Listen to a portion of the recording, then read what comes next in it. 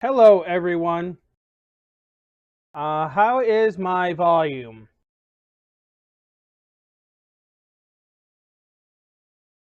All right. All right. Let's pull this back. And let's adjust this.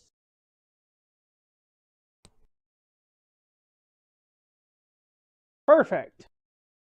So we're going to continue. We got a few more endings to get. Where did I last leave off? I guess we'll find out. Yes.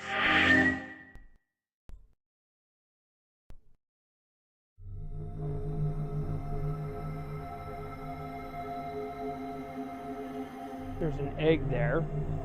Probably the office of whoever it is that's running this place.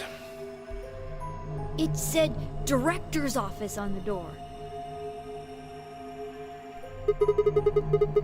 So this might be Zero Senior's office.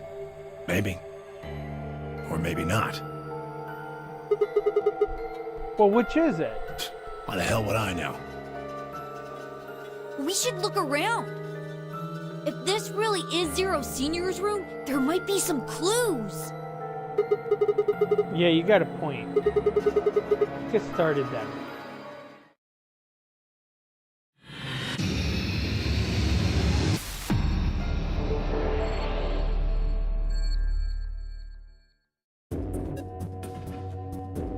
Alright. Let's start by taking a look at the thing. What's this? I checked it out earlier, but I think it's just a business card holder. Business card holder? Yeah. Yeah, it's a file where you put business cards. They've all got these weird shapes on the back. I think maybe if you line them up in a particular way, then you'll get some sort of hint.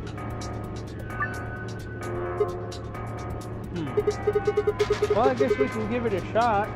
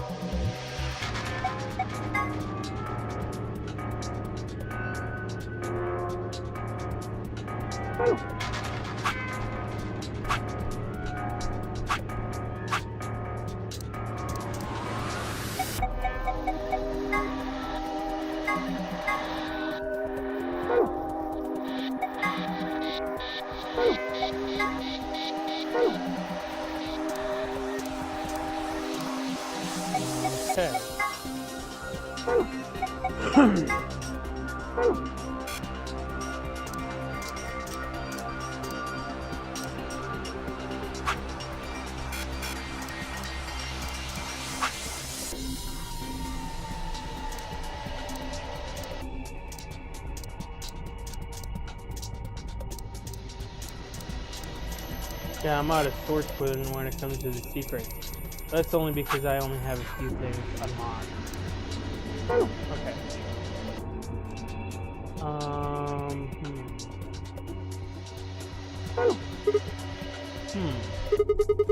I don't get it. Maybe you don't have enough information. Well, what do we have here? I haven't seen a computer this old in a while. There's something on the screen. Is that a lion eating a hamburger? I really don't think so. I think the lion's got two heads. Looks like a monster from Greek mythology or something. It looks like it's asking for an ID and password underneath the lion. Huh? The keyboard doesn't seem to be working though. I guess we can't enter anything then.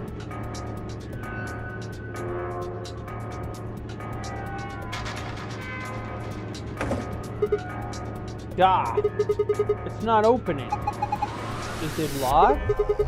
Yeah, it looks like it. I don't see anything that looks like a keyhole, though. There's this diamond-shaped hole in the middle, though. Like the diamonds on the floor. Do you think you're supposed to stick something in there?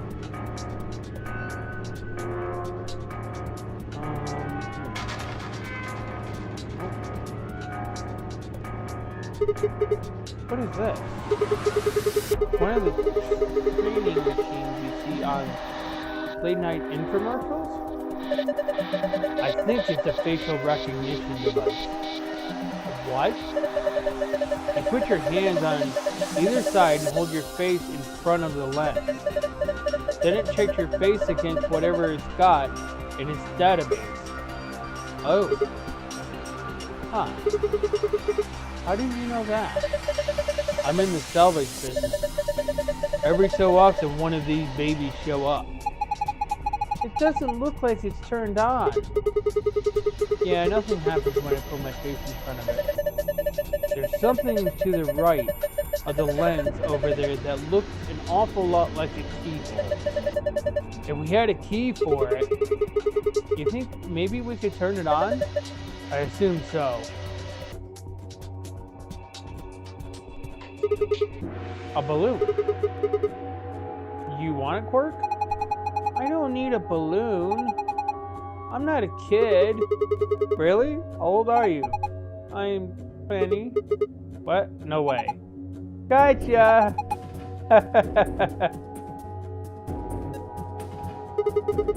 There's a screen built into the credenza. There's something on it. Starting up. Please wait. What is it starting? Beats me. Well, my money says that just means it won't do squat if you mess with it right now. How about you go have a look at something else? Ah, now this is brandy. Pierre Pirin's 200-year-old reserve. You can tell that just by looking at it. I can smell it. That's some nose you got there. Here, let me have a taste. I don't think so. How can you be so cool?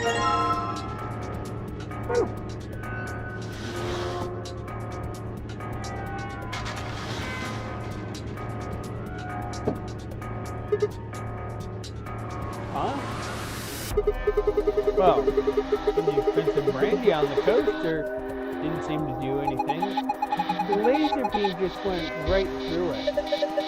Hey, the hell do you think you're doing? If you keep frying it with that laser, you're gonna ruin the brandy.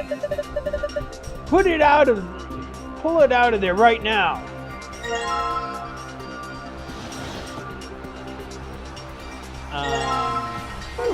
Well, how about we do that then? Looks like a green coaster. The stain on there makes it look like something was sitting there earlier. Well, what do we got over here? Man, this safe is really big. There's gotta be like $100 billion in there. Huh, you're such a kid. Maybe they're just hiding something they really don't want people to see. Like some videos. I'm not sure I like the way you said that. Let's just open it up and find out.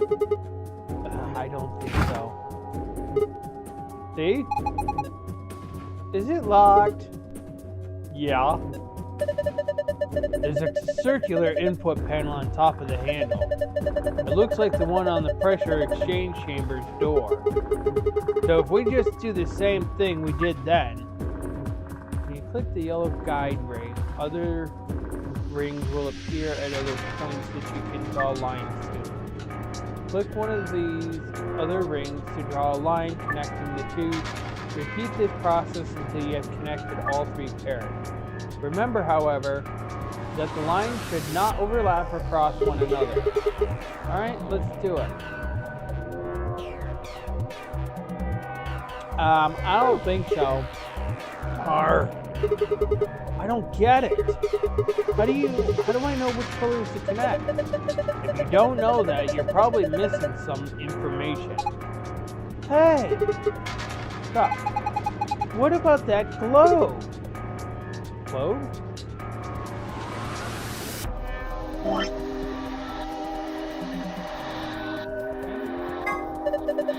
Hey, glow. Doesn't it look kind of weird? I think somebody glued a piece of paper on it. Let's see if we can get it off.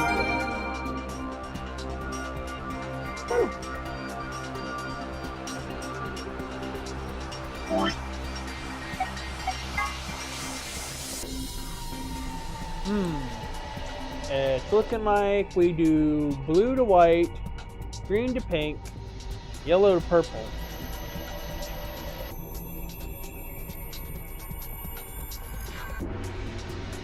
Okay.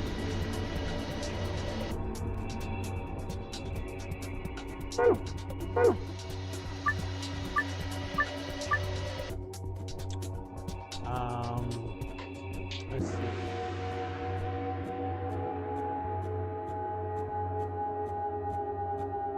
How do I get yellow to purple now?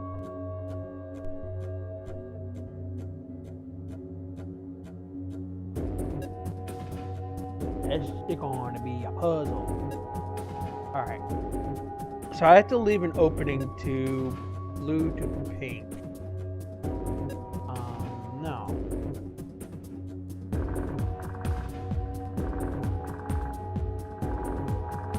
Or the blue.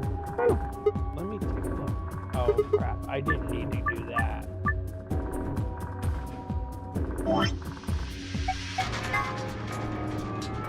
Okay, blue to white, green to pink.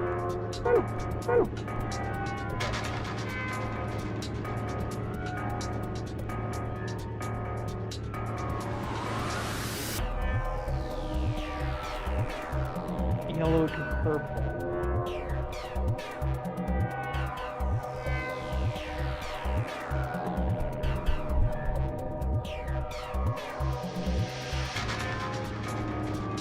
Okay.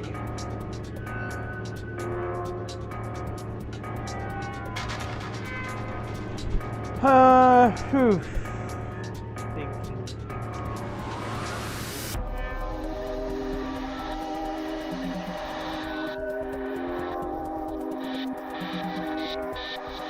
Well, let's try getting this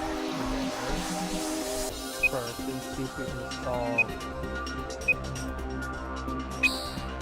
So that's that.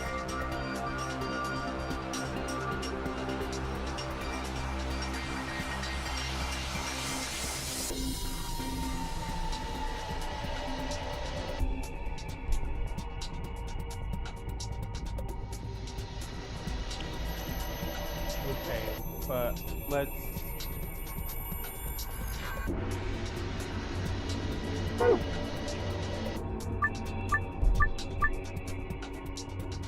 try a different method.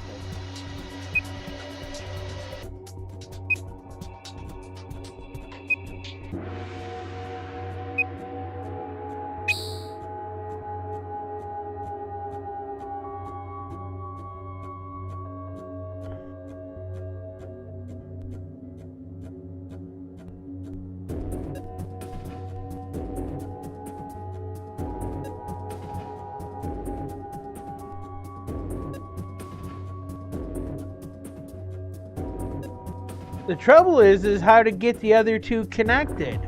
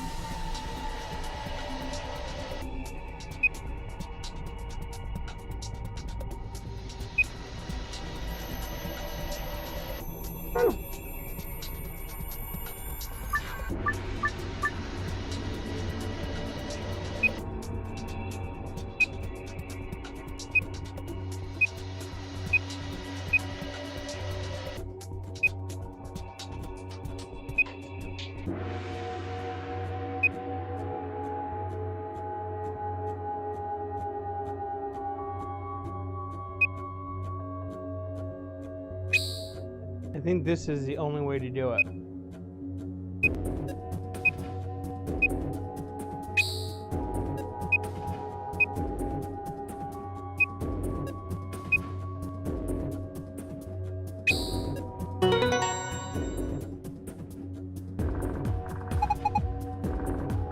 Good job! You did it! Nice work. Very impressive. Let's have a look inside. $100 billion! Videos!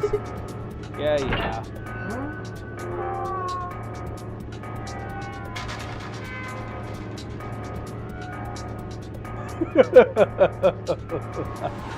None of them were expecting that. Alright guys, looks like all we got is a binder and a deer. So, a bindeer? What the hell is this? Is Zero just making fun of us? Alright, so there's a binder in this safe. It's got 2 pieces of paper.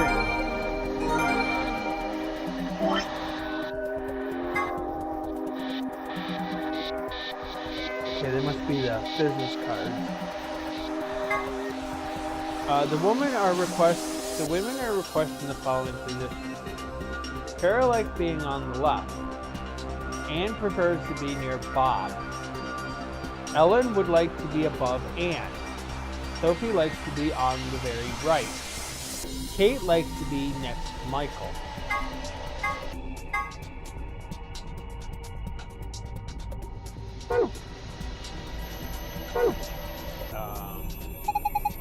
The deer's looking at me, Grandpa. Look up, pictures of face.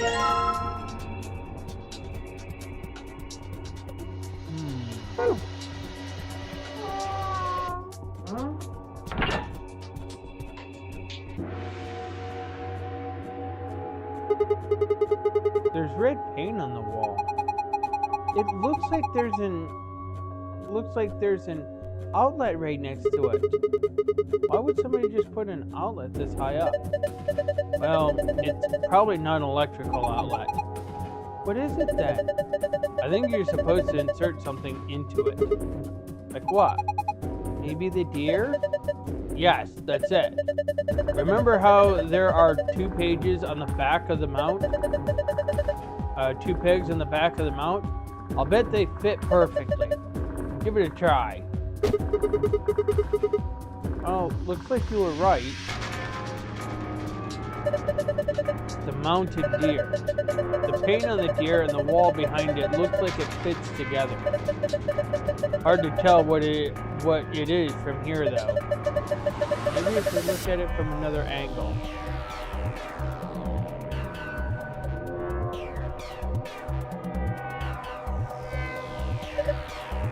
Huh? This is cheap brandy. Alcohol this bad shouldn't even exist. So I think it's best if I dispose of it safely with mine. I'll be taking that.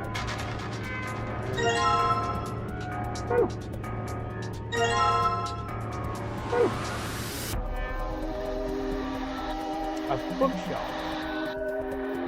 There's some paint inside it. That toaster's green. It looks like there used to be a bottle on it.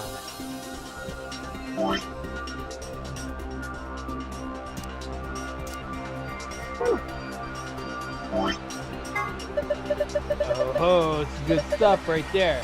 From Pierre Pierre's 200-year-old reserve. I already told me that. Oh, did I?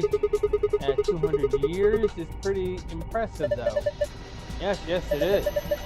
And again, it's even older than that by now. Maybe it's gone bad. It's probably just like water now. I should drink it. No! Aw. I tried putting the good brandy on the coaster, but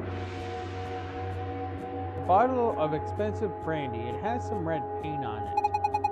I think the red paint on this bottle has something to do with the red section of the wall. Maybe it's part of a letter. I can't tell from here. Maybe if we look at it from a different angle.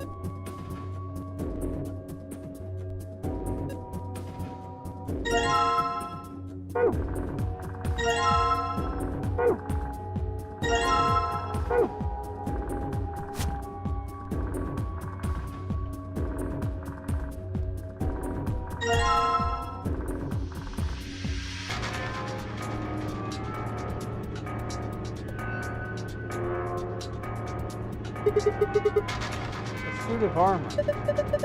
Well, it's not really a full suit of armor, is it? I mean, it's missing the helmet. Or what would we call it? I'm not sure. Okay, well, I'm just going to go ahead and call it a suit of armor, okay? Suit yourself. Anyways, it's got some red paint on it. On the neck and shoulder. Are you sure it's paint? It could be blood. Hey! Don't say stuff like that. Being in a room with headless suits of armor is creepy enough. What is this? One of those vacuuming robots you see on TV? You got me. Looks like a machine of some sort. Well, is it turned on? I don't think so. Let's see it. Oh, no luck. Huh. Nothing. Might as well give it... Might as well give up. Yeah. Let's go look at something else.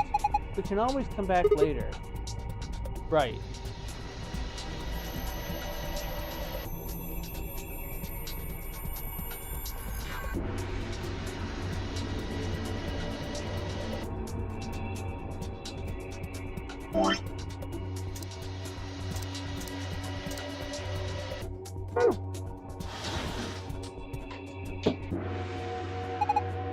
Look! The laser beam's bending all around inside the bottle. Yeah, it made a parallelogram. The laser beam is making a parallelogram in the brandy bottle.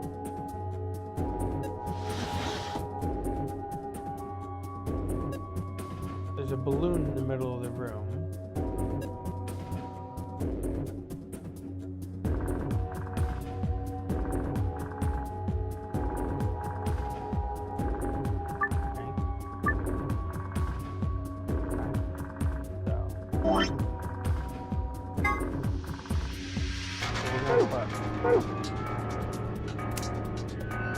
Bob, Chris,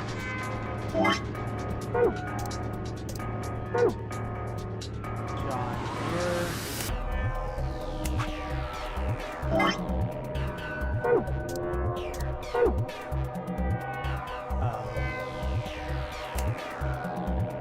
Tony down here,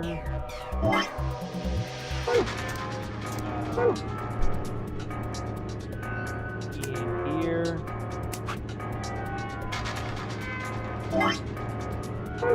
Michael down the bottom.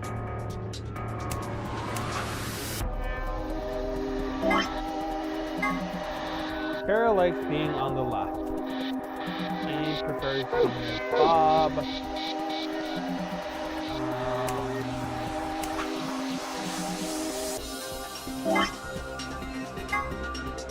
Ellen would like to be above Anne.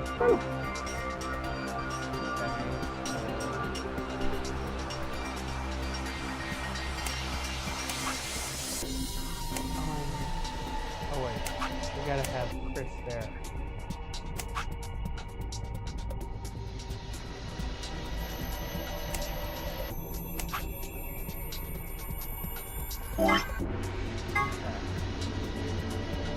Sophie likes to be on the very right. Kate likes to be next to Michael.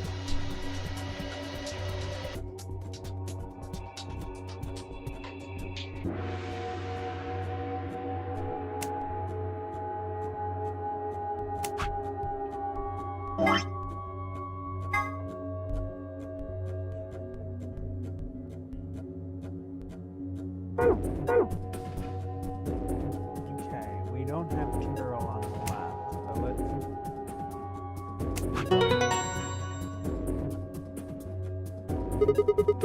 I think this is right. Then let's look at the other side. Maybe the shape looks like something now. Okay, let's have a look at the back of the business cards.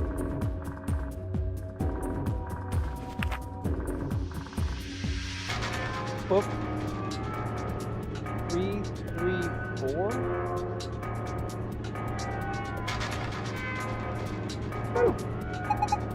It says book 334.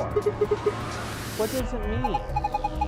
Well, a book is a bunch of pieces of paper that are bound together with, I know what a book is. Alright, I'm thinking it's this. Okay. That's got 3, that's 4.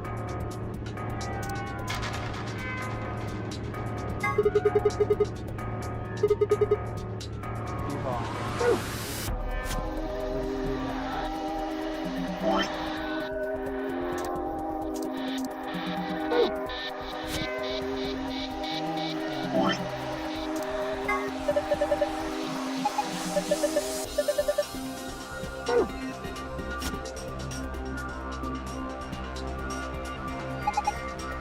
Wait! I don't think you need to move the books around anymore. Remember? The back of the business card says book 334. So if that meant to arrange the books in the order 3, 3, 4... Oh! Yeah, I guess you're right. Yeah, I guess I already did that. Well, that's what it shows. H, E, L.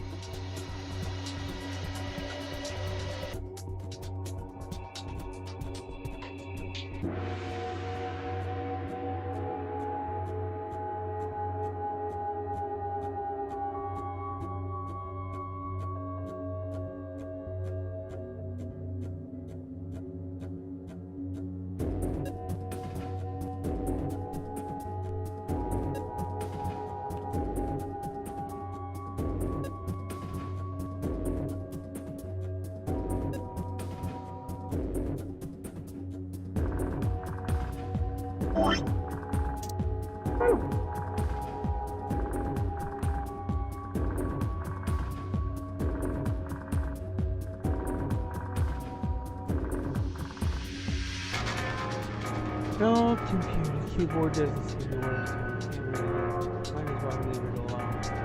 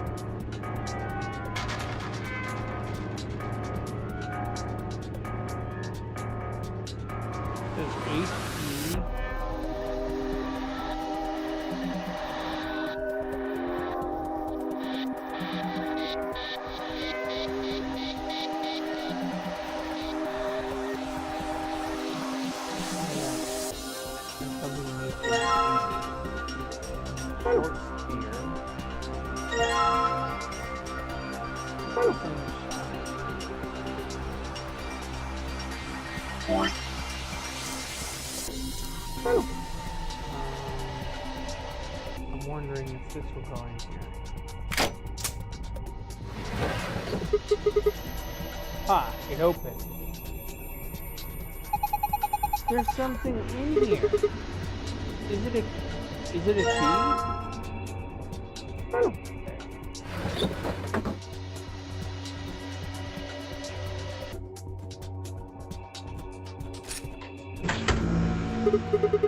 Whoa. The light on the top turned on. It's like you managed to turn it on. Alright, it's on. Now what?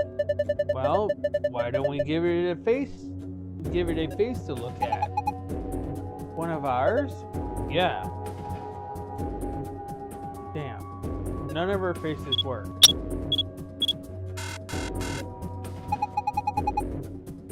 Face not recognized. Gender mismatch. What does it mean by gender mismatch? Maybe it's saying that it needs a girl? There's only 3 of us, and none of us are women. Well, maybe if we dress Quark up like a girl. No, no way! Why don't you dress up then? No, just thinking about this is making me want to puke. Besides, do you see a wig or makeup or anything around here? How would any of us dress up like a woman anyway? Dude, you totally want to do it. No, I don't. Didn't he?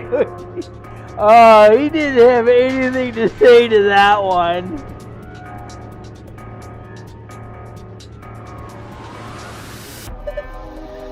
Hey, wait a minute. Maybe. What is it? You have an idea?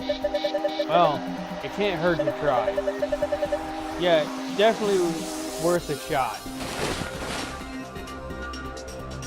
How long has he had that in his pocket? It looks like a piece of paper. No, picture. Oh yeah, I remember him looking at that in the infirmary. I guess it's worth a shot.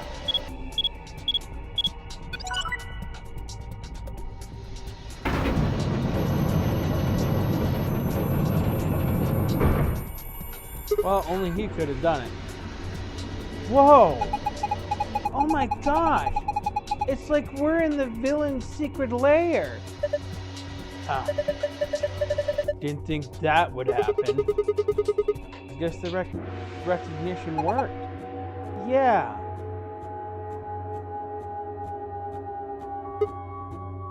So, who is this girl? Hey! Stop! She's just a girl. Is she your granddaughter? No. Well, who is she then? Damn it, fine. You've already seen her after all. Her name is Akane Kurashiki. I've been looking for her for a long time. Why? Because she's his first love. No! You've got it wrong! But you carry that picture everywhere. I don't think I've ever seen you leave it somewhere. And when you don't think anybody's watching, you talk to it. I've seen you do it. Huh? Didn't mark you for a hopeless romantic, Timyoji. Look, it's not about love, and I'm not a goddamn romantic. Hey, you don't want to talk about her? I get it. Alright. Does anyone know who Tenmyoji is now? Look. Oh, hey, there's the helmet for the suit of armor.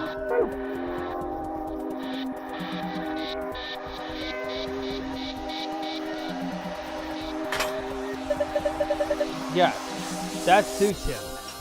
The paint on the helmet and armor lines up. But I can't really tell what it is from this angle. It looks kind of warped. Well, we got H-E-L. Where is the other letter? Is this the letter?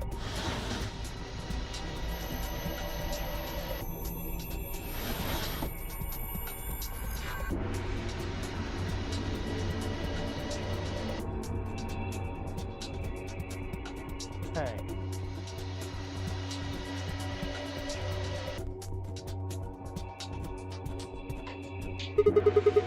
There's a lever next to the chair. Why don't you pull it? What's going to happen? Come on, is it really that hard to figure out? You think it's going to go back into the wall? Pull the damn thing and find out. Alright. I guess I should start by sitting in the chair. Then I pull the lever. Here I go.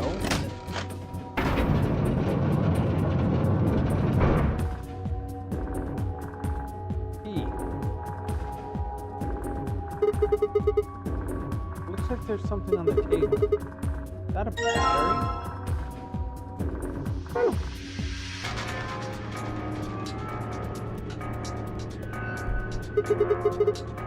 Pull it again. The chair turns back around, right? Whatever. Not like I have a choice. Ha!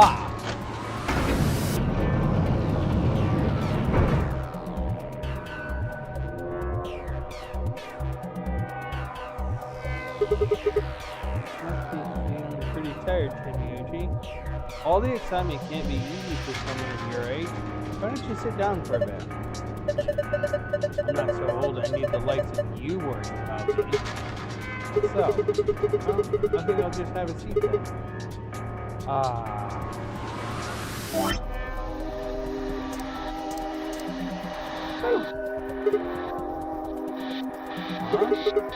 What's that? You think maybe it's I'm watching it?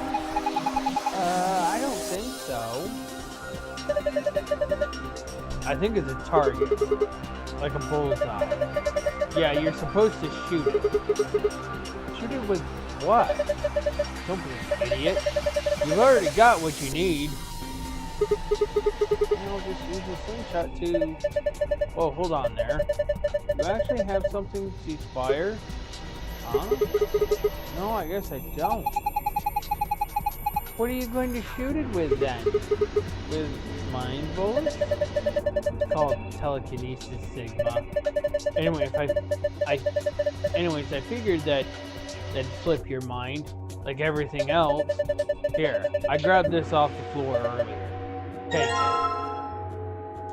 Oh, this is a key we use to start the facial recognition device. Thanks, man. Guess I don't have to use my special psychic powers after all. Here goes. Aiming. 3, 2, 1. Fire. Whoa, nice aim. You got it right in the center. Bookshelf. The paint on the bottom of the brandy matches up with the paint on the back wall to make an H. A mounted deer. The paint on the deer and the paint on the wall fit together to make what looks like an E. A suit of armor complete with helmet. With the helmet on, the paint on the armor and helmet looks like an L.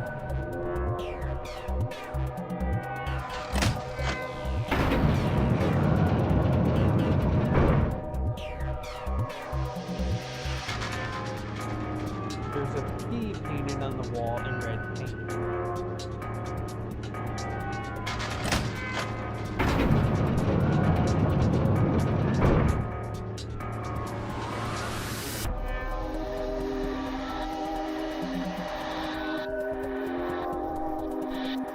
Alright, let's see.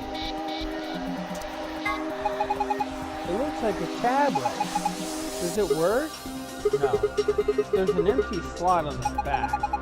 It doesn't have a battery? It's not. So maybe if we can find a battery, we might be able to turn it on.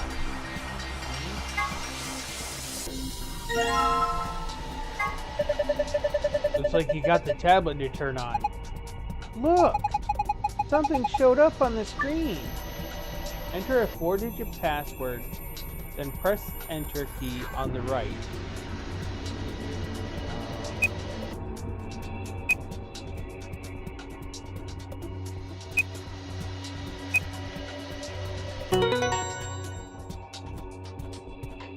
That was the only clue I had.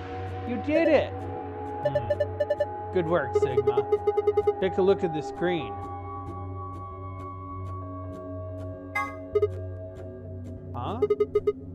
What's this? Looks like the password for the safe. Awesome! Now we can open it. Okay. And there's a blue one over here. Huh? Change. That looks like a puzzle. It is.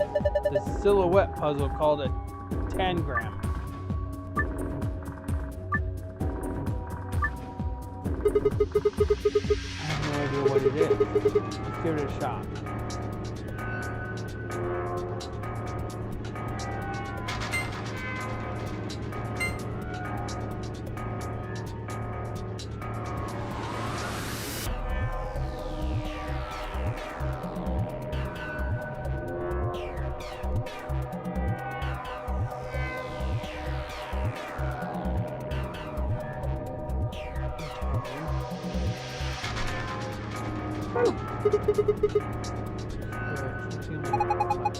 You can do it, but move or rotate the triangles and squares.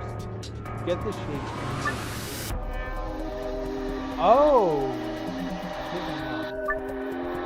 I need a parallelogram. What I need.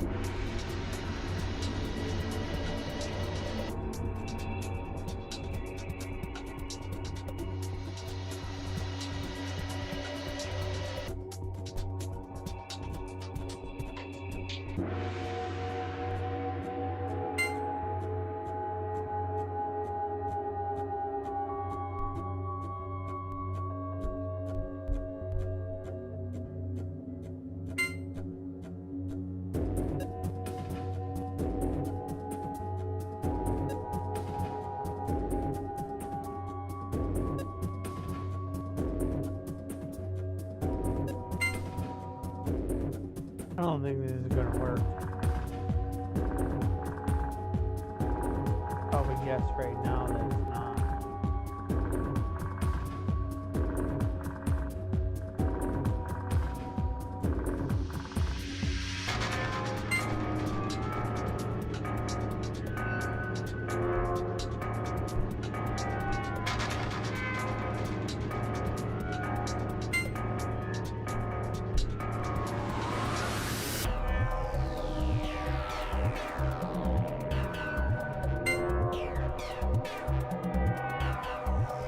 Yeah.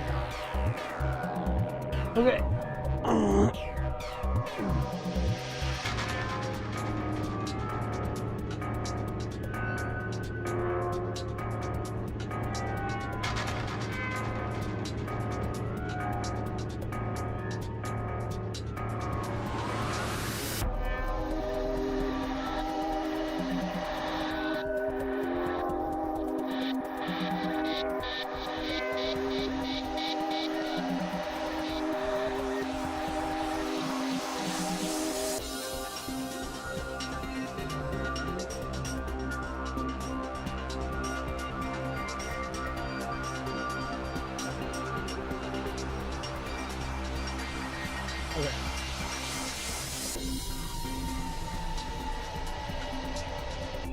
Alright, let's move these out of the way.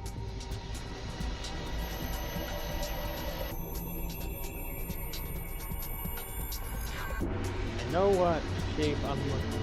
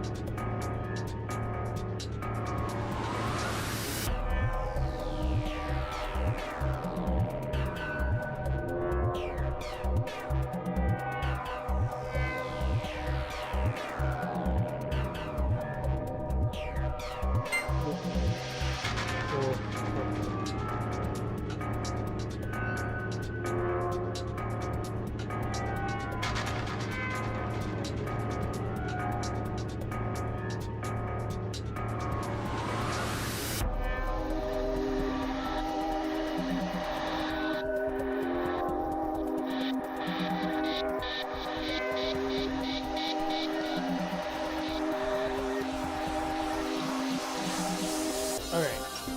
That's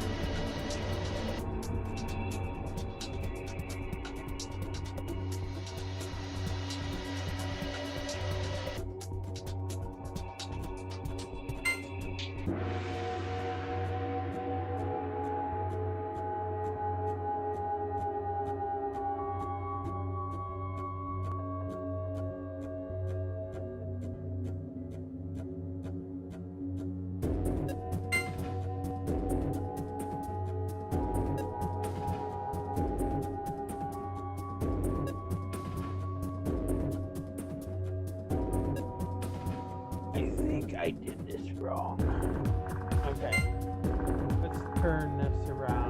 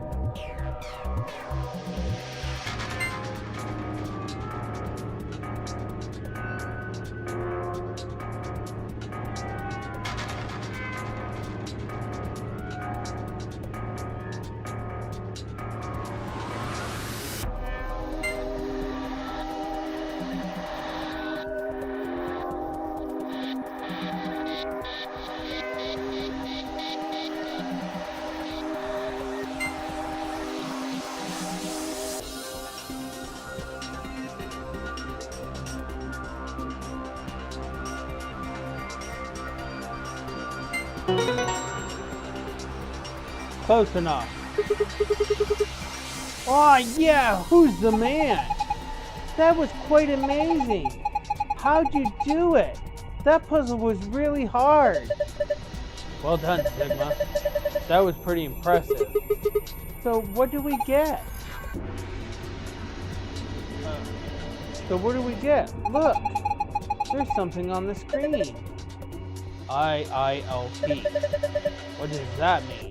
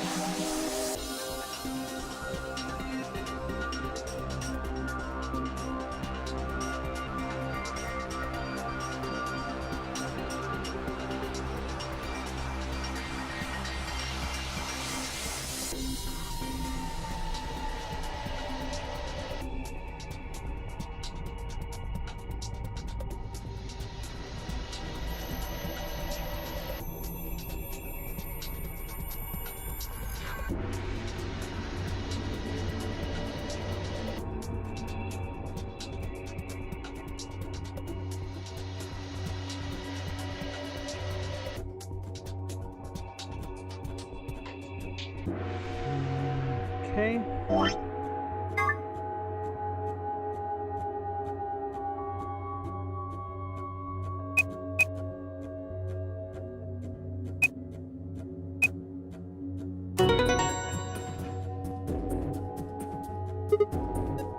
Phew.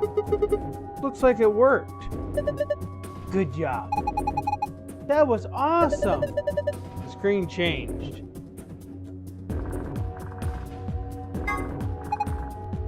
Hey, it looks different than before. The symbols are different, and they're in different places. Whew.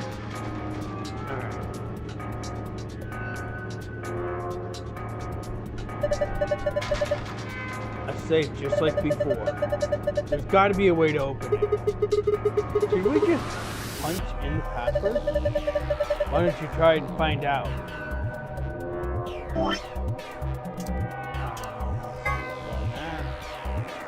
Star.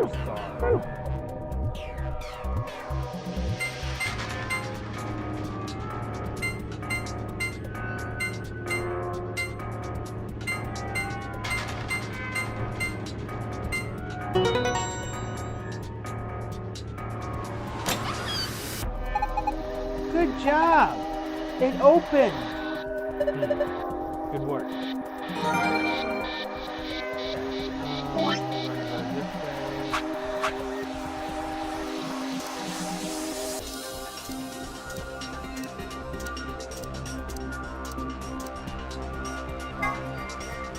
Three different types of card keys generally found in the safe in each room and used to open the AV gate.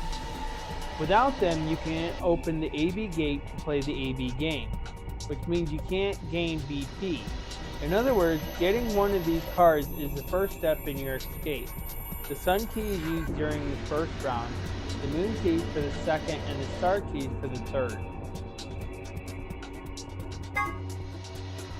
An elementary device that uses rubber to launch a small projectile, frequently used by adolescent ne'er-do-wells, can be used as a necklace, but this is not recommended. This site in question was for a simulated manned mission to Mars, held in the Nevada desert. On New Year's Eve 2028, the audio logged from the simulation contains a woman's voice, assumed to be one of the test subjects, saying the following: 6 of us are dead. Counting myself, there are only 3 left. I guess you could say I killed them. No, that's not quite right. Not just them. Not just these 6. All of them. All 6 billion. Most evidence seems to suggest that this was the beginning of the Radical 6 outbreak, and that the Nevada facility was the epicenter of the pandemic. The general term used to refer to the insects in the epifamily of Termitidae of the cockroach order Blattidae. That's right.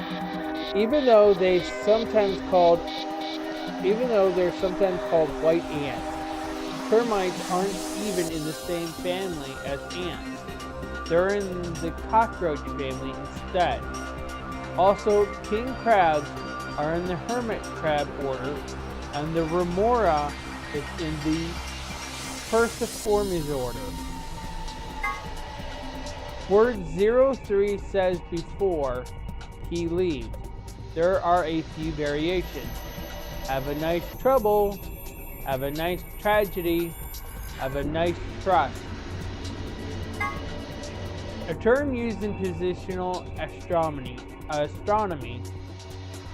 Put simply, it means that 2 celestial bodies appear near one another in the sky. When used in the context of our solar system, it often refers to a position where a given celestial body is aligned with the Sun. For example, when Mars is on the opposite side of the Sun from Earth, it is considered to be in conjunction with Earth. Mercury and Venus, which orbit closer to the Sun than the Earth does, have 2 types of conjunction when they are hidden on the other side of the Sun. This is referred to as superior conjunction. When they are lined up on the near side of the Sun, this is called inferior conjunction. This is the photograph that Tenmyoji was holding. The subject is a girl named Akane Kirishiki. Akane was one of the people who appeared in the game's sister title, 9 Hours, 9 Persons, 9 Doors, as a childhood friend of Junpei. That title's main character in 999, she was 21 years old. This picture was taken 9 years before then, when she was 12. Look at the left side of the picture. If you look closely, it almost looks like there is a man grinning in the background. Do you see him? Don't worry. If it seems a little strange, a spirit medium has told us that the person in the picture is a guardian spirit who's looking after her. He must have shown up here because he'd heard what sort of destiny she had in store. and decided to see how she was doing.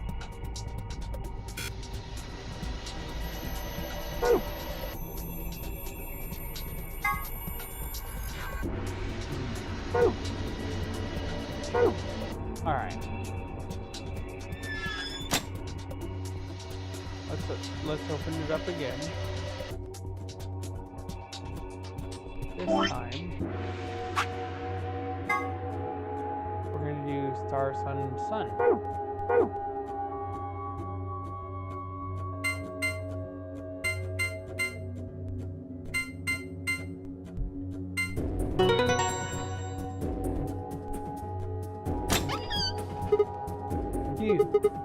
It's open. It looks kind of empty this time. There's only two things in here. First, we've got the AB room key card. Oh, these must be the star cards they were talking about. There are two of them. You guys take one, and I'll take the other. Right. We're a pair, so we only need one for the two of us. The other thing is the key, as usual. Yes! Now we can get out of here. Great, no point in sitting around. Let's go.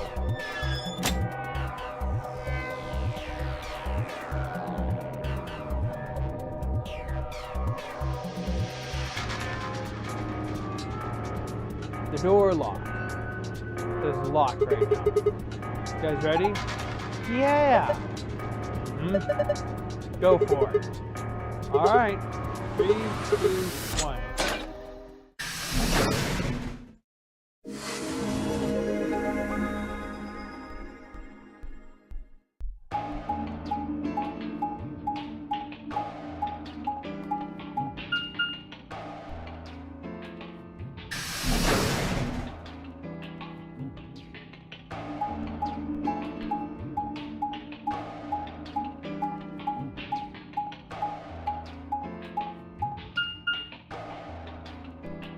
No!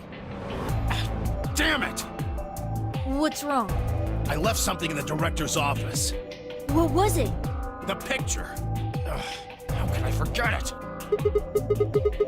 Oh yeah, we must have set it down after using the face recognition thing. Yeah. I'm going back. You two go on ahead to the warehouse. I want to come with you. Me No, too. that's fine. Why don't you head back to the warehouse, Sigma? The others are probably already waiting. Alright. I'll see you two later. Right. Then. Bye, Mr. Sigma. I watched them jog off toward the blue door. And then they were gone. Guess I should be getting back now.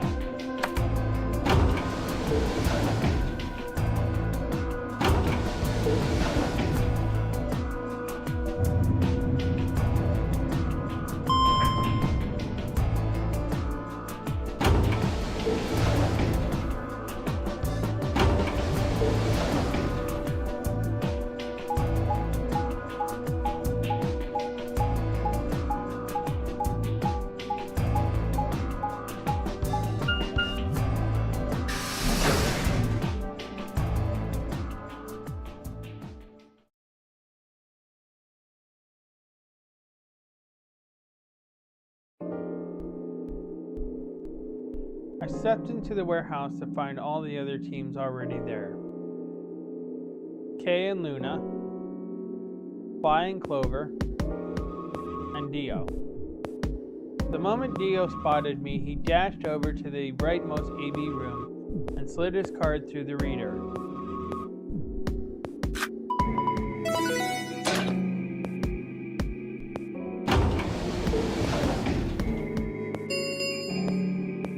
An ambidex gate has been opened. 45 minutes remain until ambidex game polling closes. As he turned to look at me, I swore I saw a flash of smug grin. There. Happy? This time I waited for you to get back before I opened it. You see, I can be considerate. But Tin, Myoji, and Quark aren't here. Yeah, where are they? I guess they forgot something back in the room we found. They ran back to grab it real And they'll be quick. here in a few minutes. No big deal.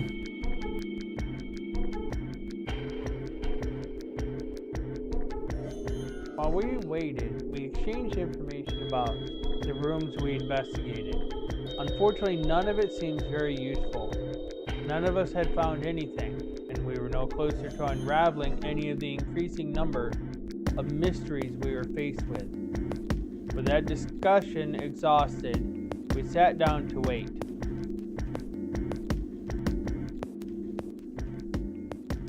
Before long, 20 minutes had passed since Theo opened the door, and Tin, Myoji, and Quirk were nowhere in sight.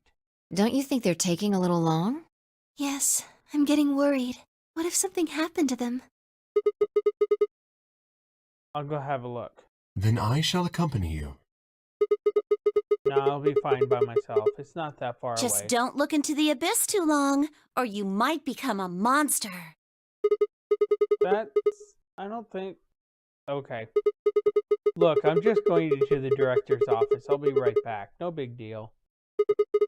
Right, see you guys later.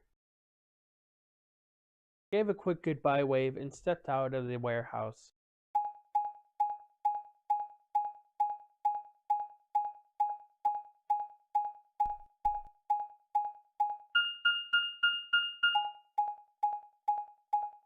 I have a bad feeling.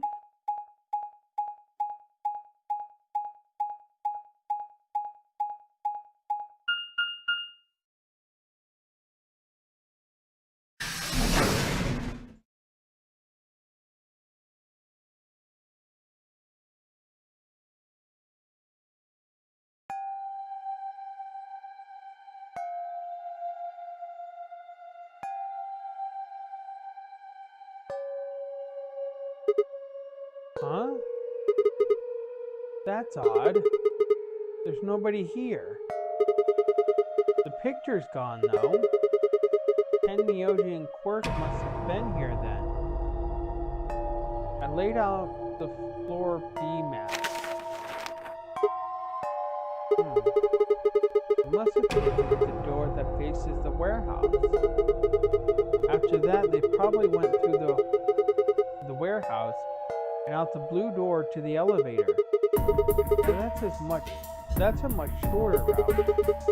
On the other hand, I came through the red door, which is kind of the long way around.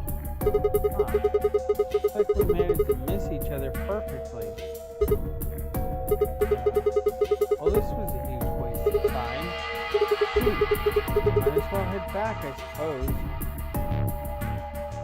I packed up the map and was headed toward the door when...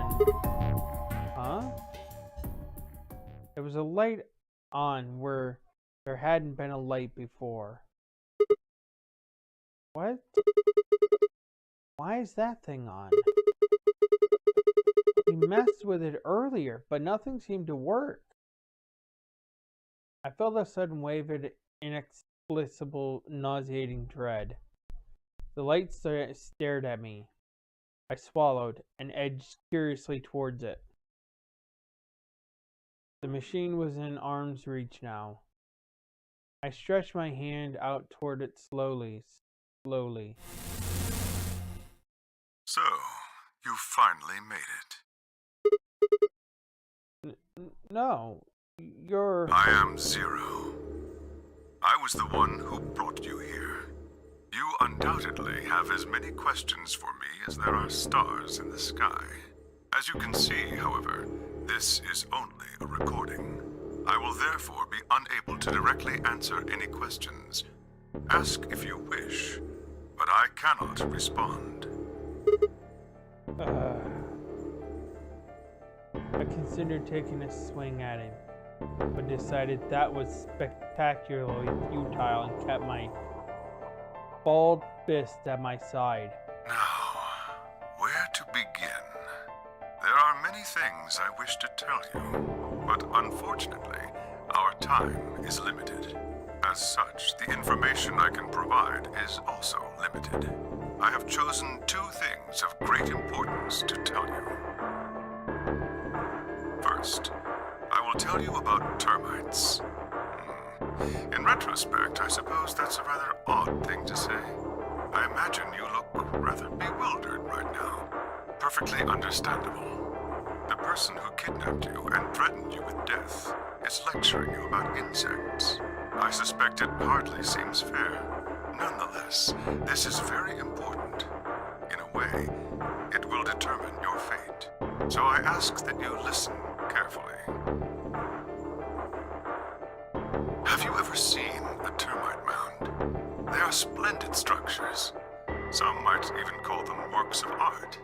Termites are natural architects, and their mounds are both structurally sound and make excellent use of space. So, are they following some sort of plan as they build? Are there termite blueprints detailing which room goes where? No, of course not. Each termite is simply an oblivious cog in a tremendous machine programmed by millions of years of termite DNA. It is doubtful an individual termite has any idea what its contributions are helping to create. But a human does. We can appreciate the elegant forms of their alien cathedrals. We can see the simple beauty of their perfect functionality. We can understand the splendid planning of their structure. In other words, only an intelligence of a higher order can understand the beauty of what the termite builds. Now, consider humans. Why are we alive? Why do we love and give birth? Why do we create? From where do our cultures spring? There are many theories, but no one knows the truth. We are oblivious cogs in a tremendous machine programmed by millions of years of human DNA. No doubt you see now what this analogy is supposed to illustrate. Yes, I mean to say humans are not different from termites. We trudge through our lives with no greater understanding of our ultimate goal. You might say we don't understand what we're building. Only an intelligence of a higher order than ours can understand what we're doing. Imagine how we might look to such an intelligence. We may be building some structure so perfect and elegant, we can't even perceive it. Whatever it is, we've likely been building it on a dimension just above the ones we know since time immemorial. If we are like the termites, then what we've created is almost certainly something of tremendous beauty. And you are about to catch a glimpse of it. Or have you already? Well, that's enough on that subject, I think. Consider what I've said.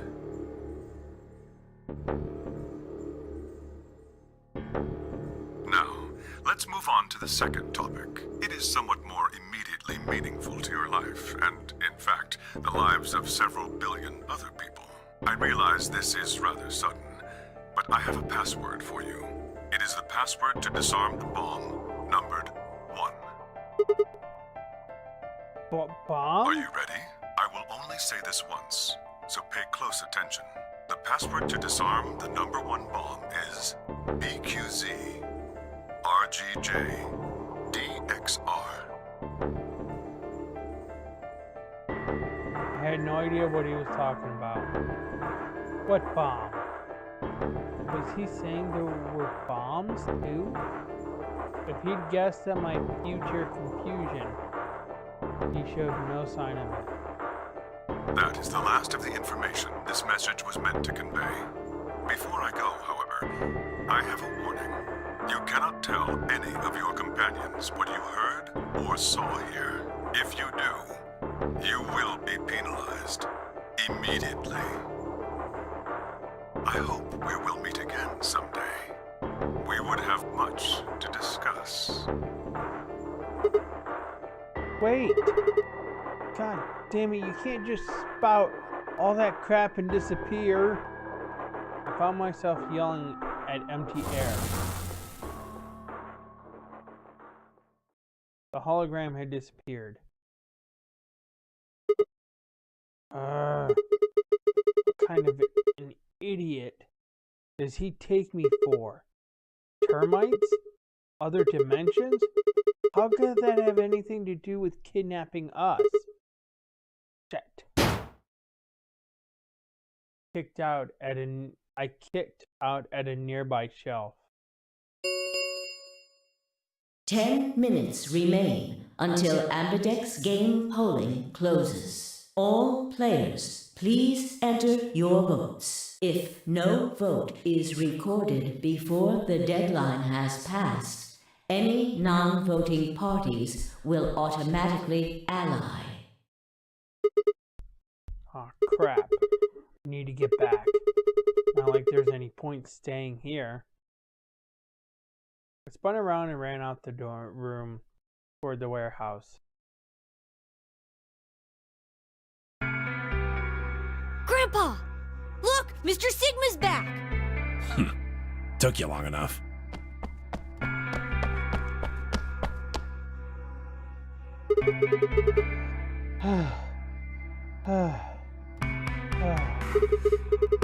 Where are the others? In the AB rooms. They went in already? Yep. Why didn't you two... Have you been waiting for me? Yeah! Grandpa said there was something he had to tell you before we voted, no matter what. Nothing that significant. Just wanted to tell you we're going to choose ally this round. That's it. And you had to tell me that no matter what? It's kind of pointless. I mean, words are cheap. You can promise whatever you want. True, but we've got something to back it up. Just hear me out. Okay, go ahead. Quark and I both have 8 BP. We're already on the home stretch. So what do we need to get to the magic number? Well, we need you to choose ally. If you do that, it doesn't really matter to us what we pick. You get to 9 whether you got 2 or 3 points. Exactly. That being the case, we don't have any reason to betray you. And if we both choose ally, we both gain points. True, but you must have considered that I'll choose betray.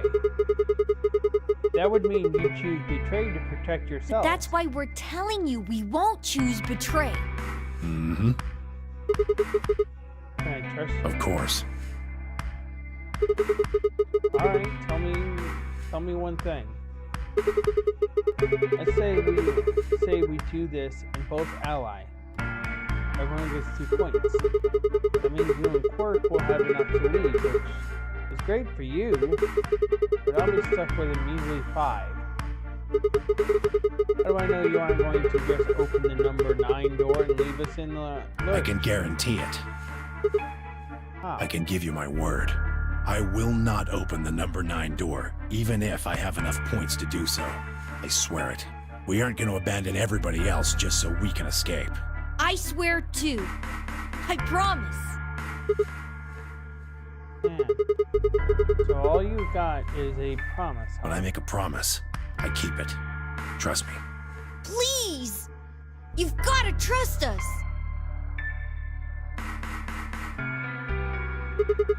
Alright, fine. I'll trust you. 2 minutes remain until Ambidex game polling closes. We're counting on you, Sigma. You gotta choose ally! You promised! With that, they turned and ran into the AB room, second from the right.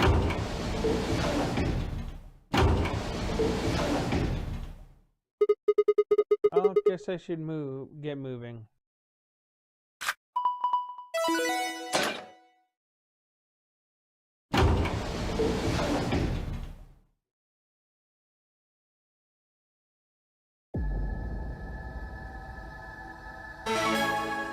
Alright, whoever's in chat, you guys get to choose. Are we choosing ally or betray? 1 minute remains until Ambidex game polling closes. I had a decision to make. Should I trust Quark and Temioji? Well, I could believe they were telling the truth and still betray them. That would bring my BP to 6. I'd be that much closer to 9. And choosing Betray would guarantee that they wouldn't try and escape without the rest of us. Betrayal seems like the safe bet, but... Please! You've got to trust us! You've got to choose Ally! You promised! 10 Myoji I could betray easily enough, but Quark? What the hell was I going to do? 10 seconds remain until Ambidex game polling closes. 9, 8, 7, 6, 5, 4, 3, 2, 1. Alright, well, Ally. Round 3 of the Ambidex game has been completed. Results will be displayed in the warehouse. Thank you for your participation. Ambidex gates now opening.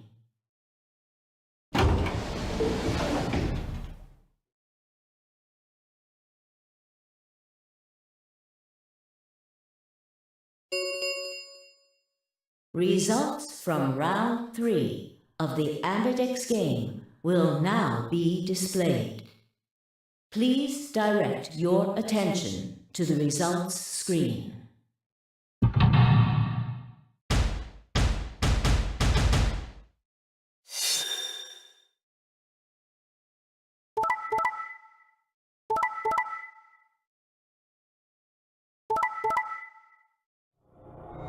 I think I knew that was going to happen.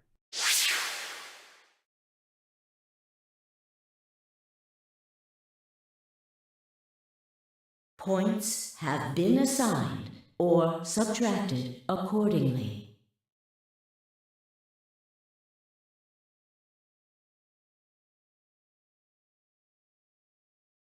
Please check your bracelet to see your updated bracelet points.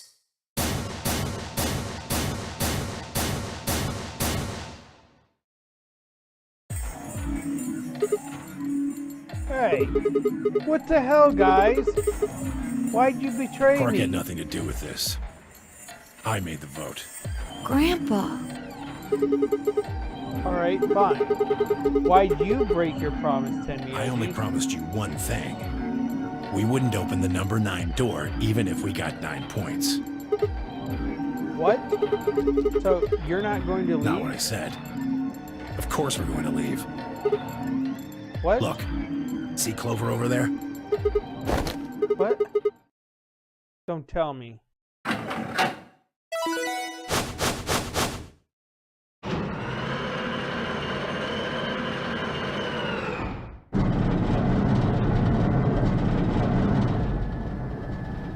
Oh no. Jeez. That bitch! Wait. Quark and 10 Myoji have... Yeah, the words were barely out of her mouth when 10 Myoji and Quark ran past. No! God damn it!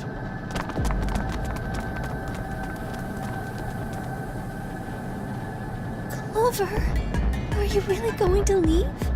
Well, yeah. Why else would I open the door? But why? I'm going to go call the others, so we can capture Zero Senior. 10 Myoji, are you and Quark going too? Yeah. Sorry about that. Sorry, everybody. So Sigma, happy? I kept my promise. You sure did! Clover opened the door, not me. Like hell, I'm happy. That's some shady shit, 10 Myoji. Say so. I have to get out of here, and that's that. He's got to pay for what he's done. He? Zero. You mean you know who Zero Senior is? Yeah. No point keeping it a secret now, I suppose. I know exactly who Zero Senior is. What?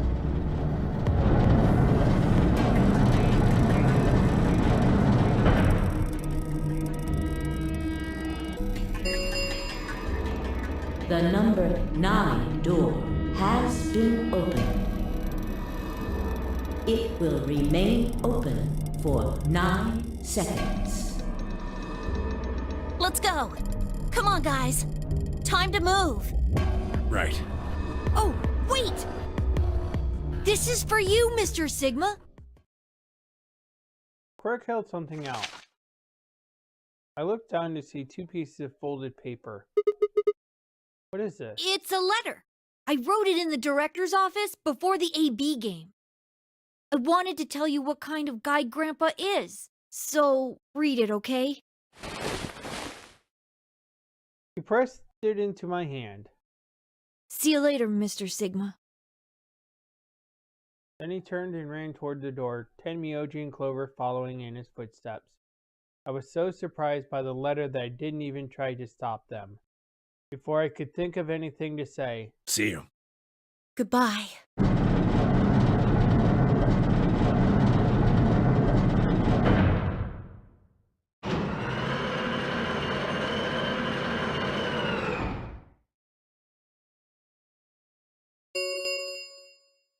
The number 9 door has closed. This ends the nonary game. Thank you for your participation. As the game is over, all doors other than the number 9 door have been unlocked. Escape is not possible. Please enjoy your stay.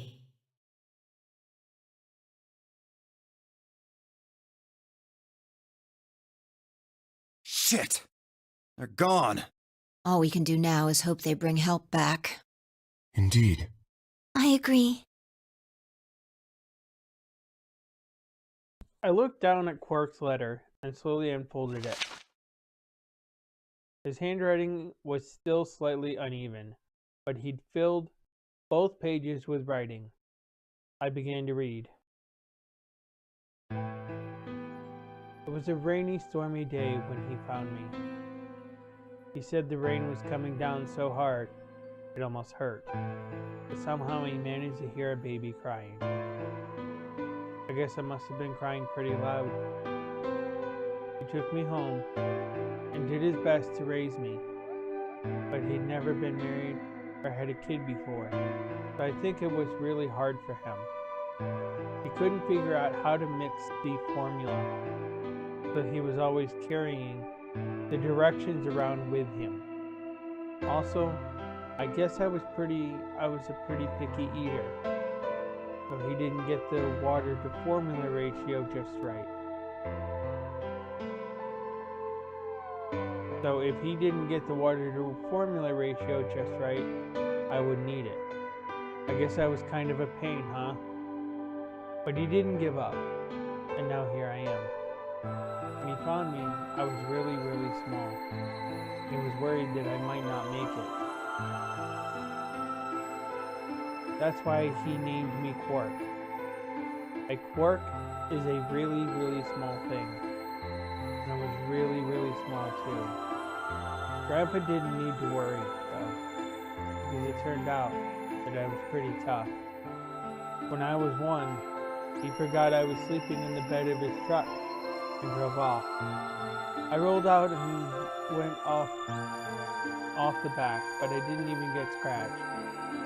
Started walking when I was 2, and then he wasn't looking, and when he wasn't looking, I fell down the stairs. I didn't get hurt then either. When I was 3, I got really sick. I had a super high fever for a week, but eventually I got better. I guess you could say I'm pretty lucky. Anyway, I didn't really have any more accidents after that. I was a pretty healthy kid. By the time I was 6, I started helping Grandpa out with his work. His job was to gather junk from abandoned buildings.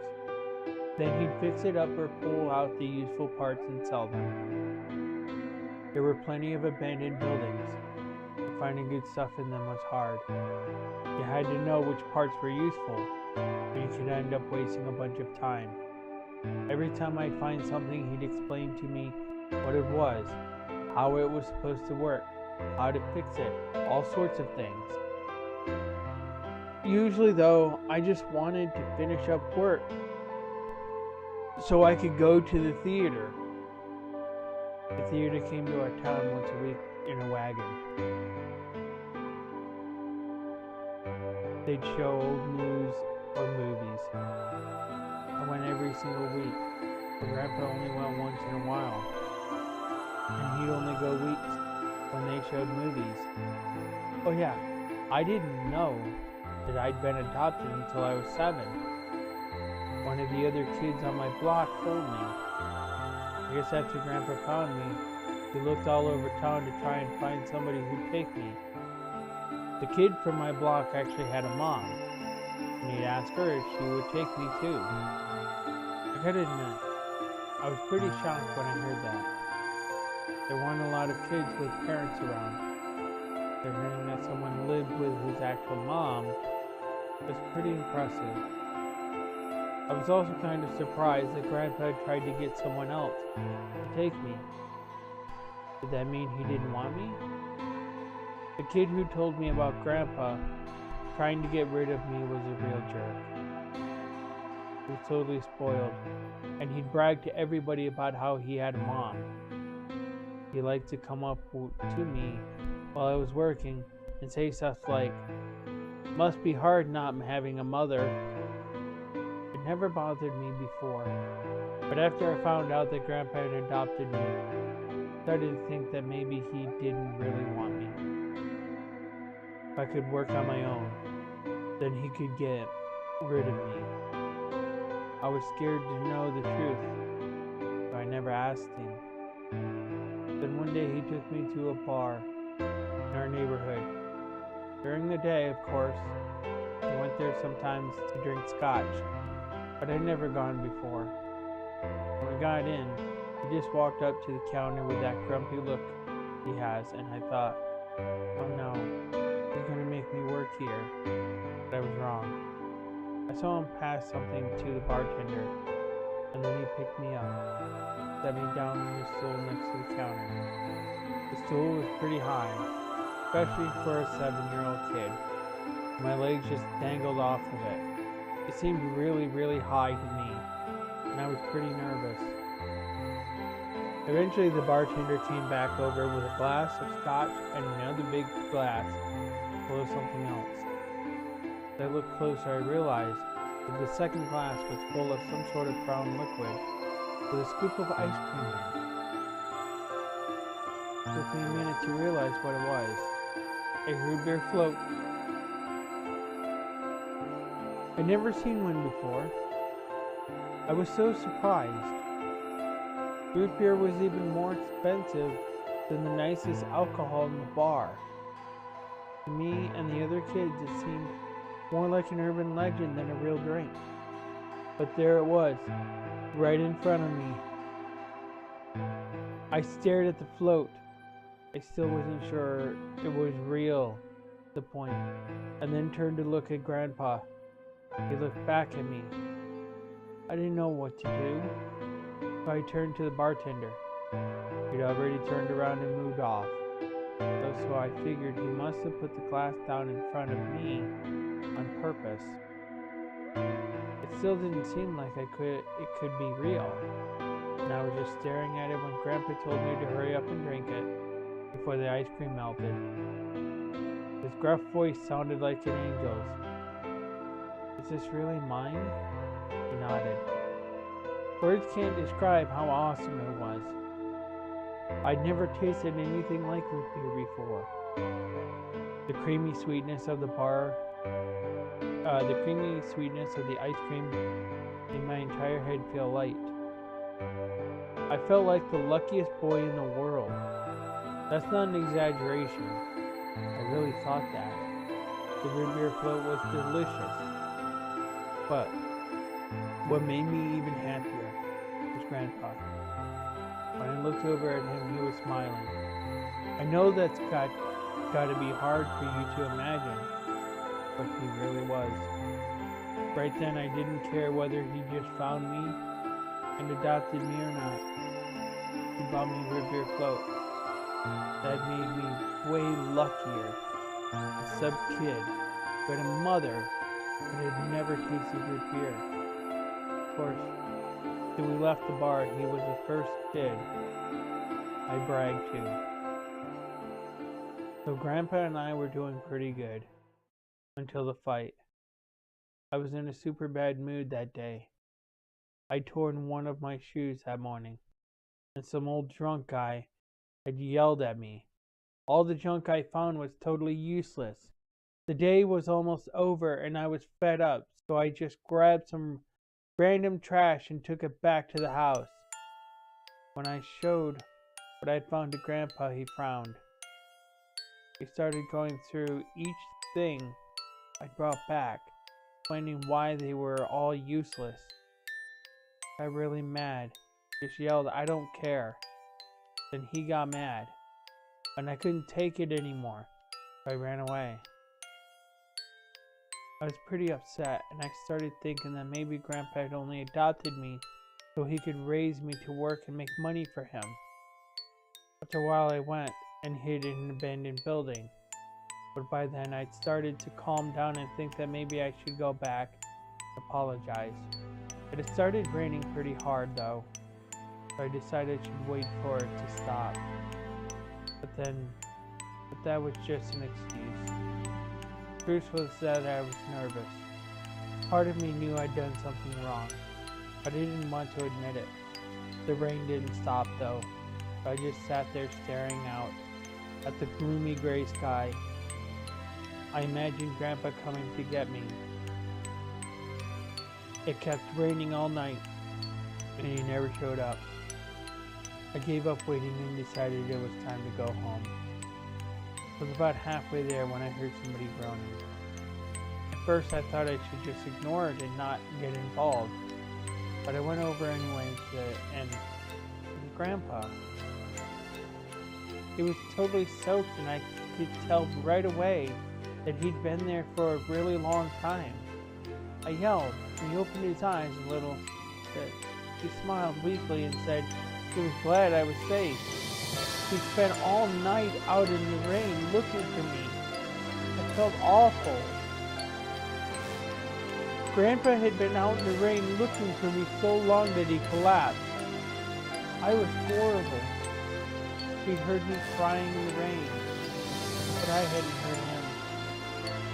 As I ran to get the doctor, I promised whatever gods might be listening that if they would only save Grandpa, I'd never ask for another root beer float ever again. He got a real bad fever, and his temperature wouldn't go down for days. The doctor said that if it kept up, he'd die. If he died, then I'd be all alone. There wouldn't be anybody left to care about me. The thought of that happening terrified me.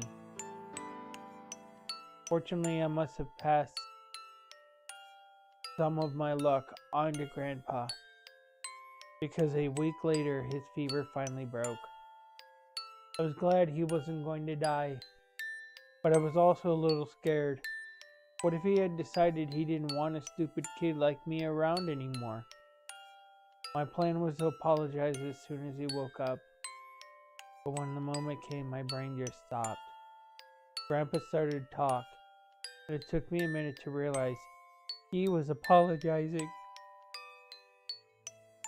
I didn't know what to think. He explained that he was an old man, and that meant he was probably going to die sooner rather than later. He was strict with me because he wanted to make sure I'd be able to make it on my own after he's gone, but maybe he'd been a little too strict. All of the things I worried about had been stupid and selfish. Grandpa cared about me a whole lot. He'd been worried when I ran off, and he'd gone out into the rain to look for me.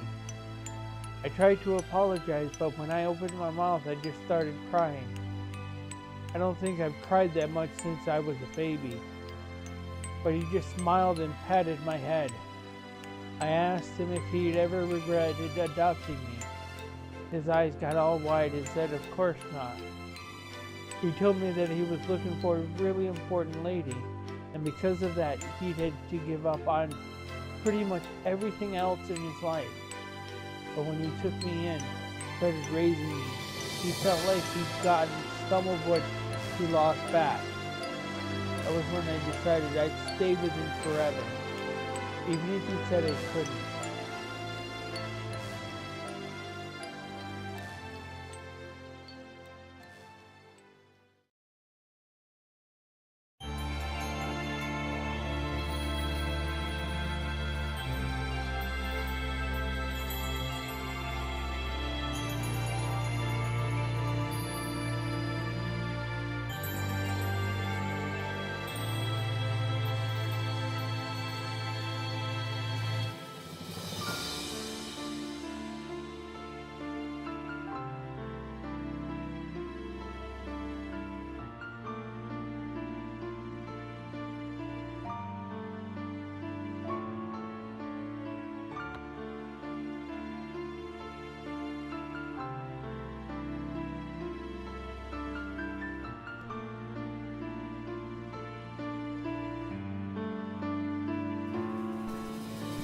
Okay.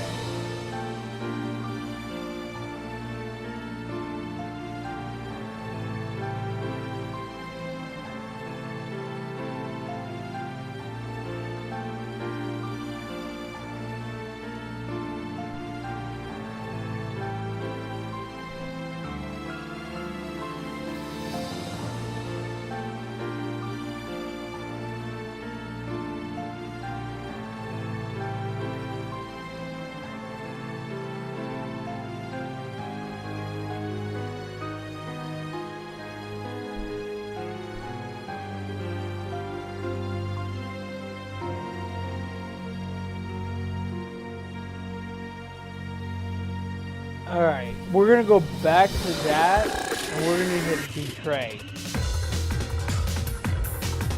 And we're gonna see how that's gonna end. Clover's gonna leave regardless, but it should have a different type of ending.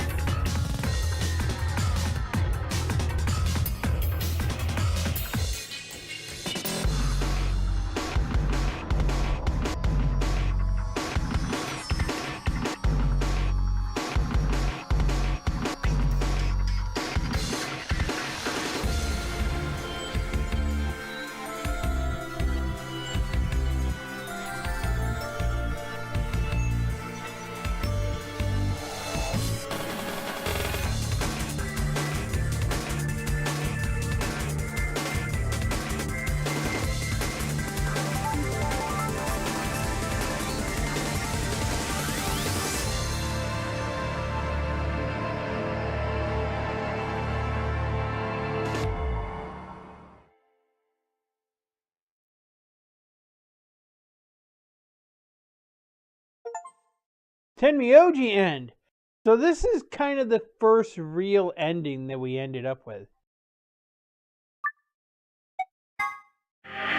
Okay, so we got Tenmyoji's ending.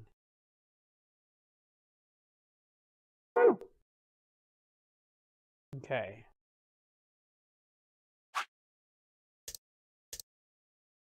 So we're going to do this one.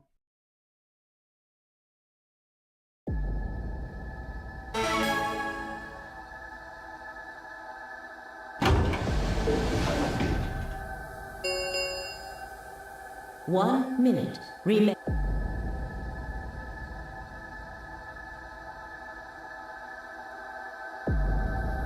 Please! You've got it! You've got it! You promised!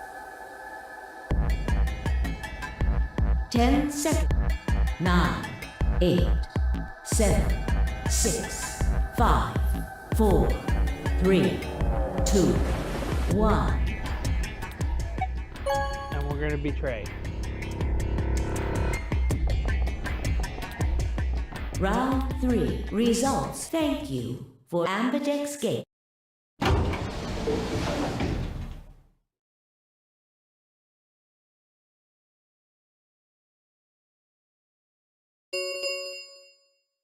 Results from please direct. All right.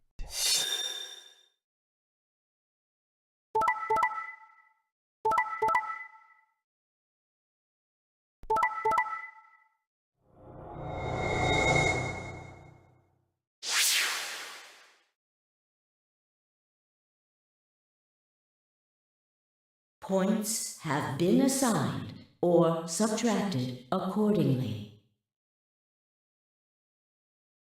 Please check your bracelet to see your updated bracelet points.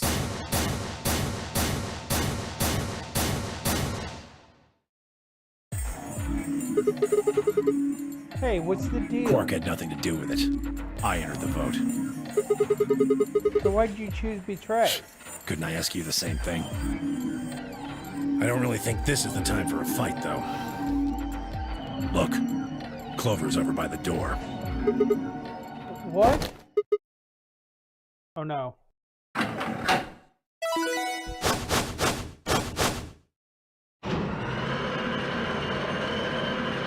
Like in the second ending, we've seen Clover leak, or actually, third? The number 9 door. Fuck, she opened it. Ugh! Why? Clover, wait!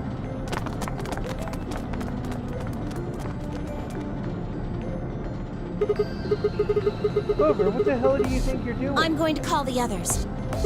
I'll get justice for Alice. Justice? Wait, you mean?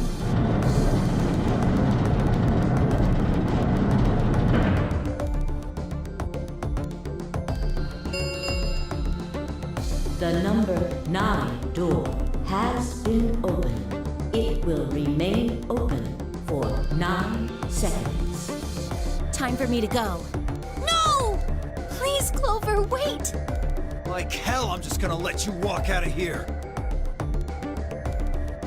Theo leapt at Clover, his fist raised. Clover easily avoided him and moved toward the door. Goodbye. I caught one last glimpse of her face as she slid through the door. It was a mask of ice.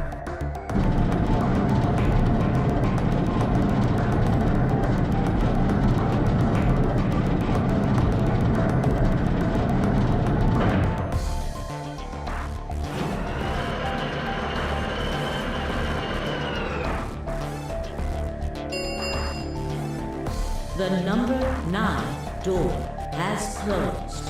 This ends the nonary game. Thank you for your participation. As the game is over, all doors other than the number 9 door have been unlocked. Escape is not possible. Please enjoy your stay.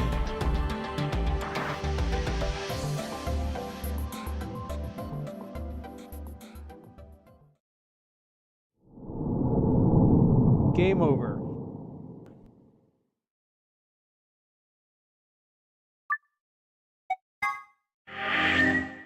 Okay.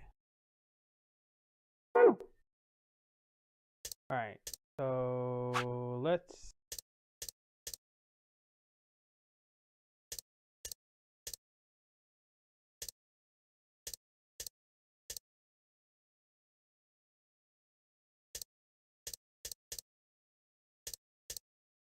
Got that end. I wonder if we can go through this one. What? Sigma's BP is... Negative. Suddenly all eyes were on me. I felt their weight, but stood my ground. It was a result I had expected. I took a deep breath and closed my eyes. I didn't have to wait long. There was a sharp, quick pain in my wrist, barely even noticeable. I couldn't feel anything flowing into my veins, but I knew it was there. First would be the anesthetic Sopero. I blinked, and my vision started to blur. When I tried to think, it felt like my mind had been stuffed with cotton. My legs began to wobble, then gave out entirely as I crumpled to the floor. Sigma! Sigma! Hang on! Hey! Sigma! Get up! Sigma! Oh no! Oh no, oh no, oh no! Trying to open my eyelids was like trying to lift sheets of lead. My eyes had lost the ability to focus, but I out a blur that had to be Dio in front of the number 9 door. Damn it! You'll keep your promise, god damn it! I groaned and with a Herculean effort lifted my head, and then my sluggish body off the floor. Every step was a battle, and whenever I shifted my weight, my muscles threatened to give out again. But somehow I forced myself ahead, a single thought burning in my mind. I would reach Dio, then at last. The smudge of color faded into a recognizable person. I threw out my hand in front of him. Give it back. Give me the medicine. Give it back? Don't act like it's yours. Aren't we supposed to share everything we find here? I don't care. Just hand me the medicine. What are you talking about? We found the Exelivir in the laboratory. And Dio stole it. What? You mean he has it? Right now? Yeah. So? I kept my promise. Now you. I wasn't a fool. I knew the kind of person Dio was. There was a chance he wouldn't give us back the Exelivir. If he didn't, then I'd die with my hands around his throat. I gathered as much of my mind as I could and got ready to attack. Fine. Not quite what I'd been expecting. Here. With a shrug, he pulled the vial out of his pocket and tossed it toward me. I caught it and pulled the tiny glass bottle to my chest, worried I might drop it. The label said unmistakably Exelivir. It was the real thing. Clover, take it. I held it out toward her. Right. Of course. She quickly tucked it into her pocket. Good. Now at least Quark will be alright. With that, the last of my strength left me and I dropped to my knees. Sigma! Are you okay? Sigma! Sigma! I guess this is it. First is the Soparil, which puts you to sleep. 9 minutes later, the tubocurarine is injected, numbing your respiratory muscles.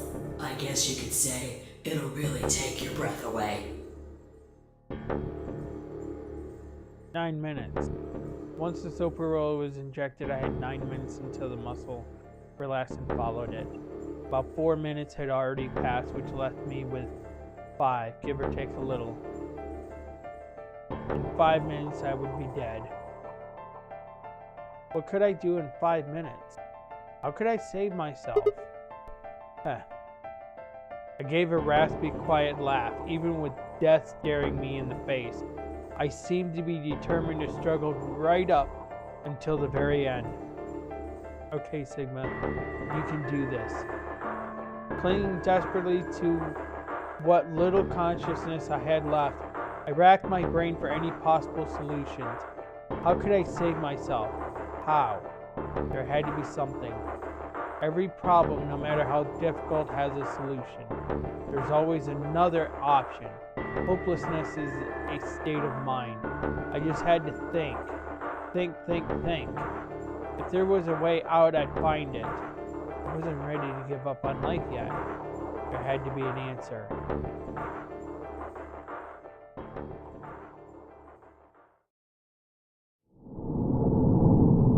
So I'm not ready to finish that one. Okay.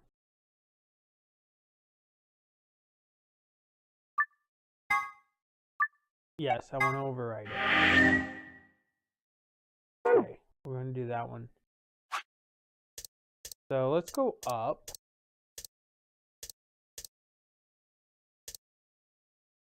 Okay.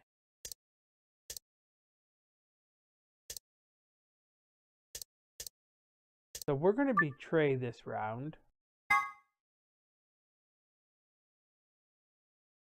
10 seconds remain until Ambidex game polling closes. Well, you won. The decision's yours. Now decide, ally or betray. 3, 2, 1. In the last moment before the counter reached zero, I made my choice. We're gonna betray.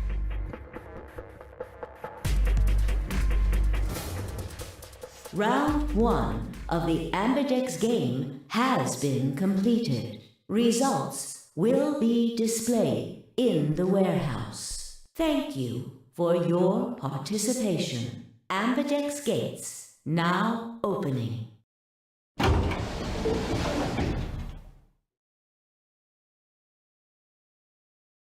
As Fi and I stepped out of the AB room, I could see the others running toward the projection, shoving and pushing to get closer.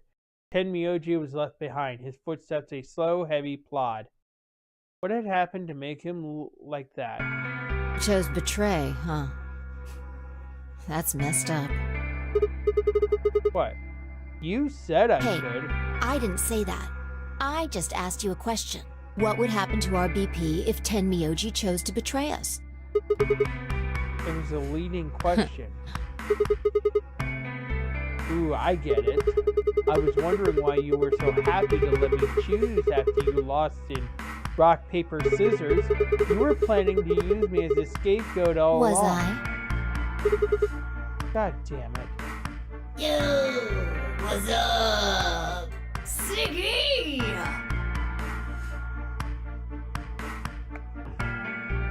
No! Hey, what are you kids doing over there? We're about to announce the results. Anyway, we need to go have a look at the results first. Alright.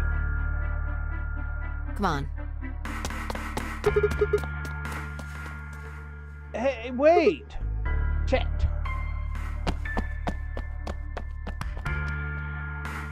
Good. Looks like you're all here. Finally, let's get ready to rock! Ambidex game! Round 1! The results! If everybody would please direct their eyes to this monitor.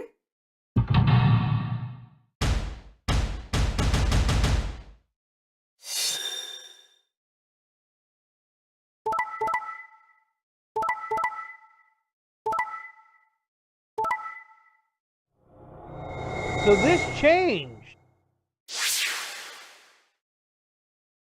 Because Tenmyoji betrayed us.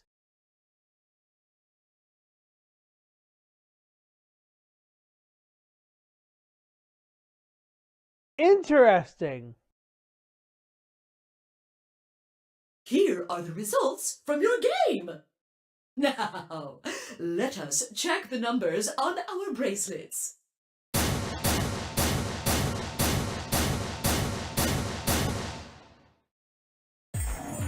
I got betrayed? He chose ally? Why? He chose betray last time. Yeah, that was what I was thinking. Whoa! Last time? What are you talking about? Oh, nothing. Truth was, I didn't know why I'd said that either. The words had just appeared in my mouth before I knew I was saying them. Oh, you're the one who chose betray. I should be asking you why. I told him you might choose betray. Why, you... I can't believe you. I'd never choose betray. You have, though! In another timeline! I trusted you two. And this is what I got. Ah, I apologize. Bye. You don't need to apologize. I was the one who did it. I pushed the button. Oh, yeah. I guess you've got a point. Wait, what? It's Sigma's fault. You want to blame someone, blame him. What the hell, Fi? Ah. What, you gonna fight each other now? I don't care which one of you pushed the button. I'm never trusting either of you again. This isn't over. Just you wait. No, this is the first round. So, when I chose ally before, he chose betray. This is round 1. So, when I came back here to do betray, he chose ally. So something happened in the timeline.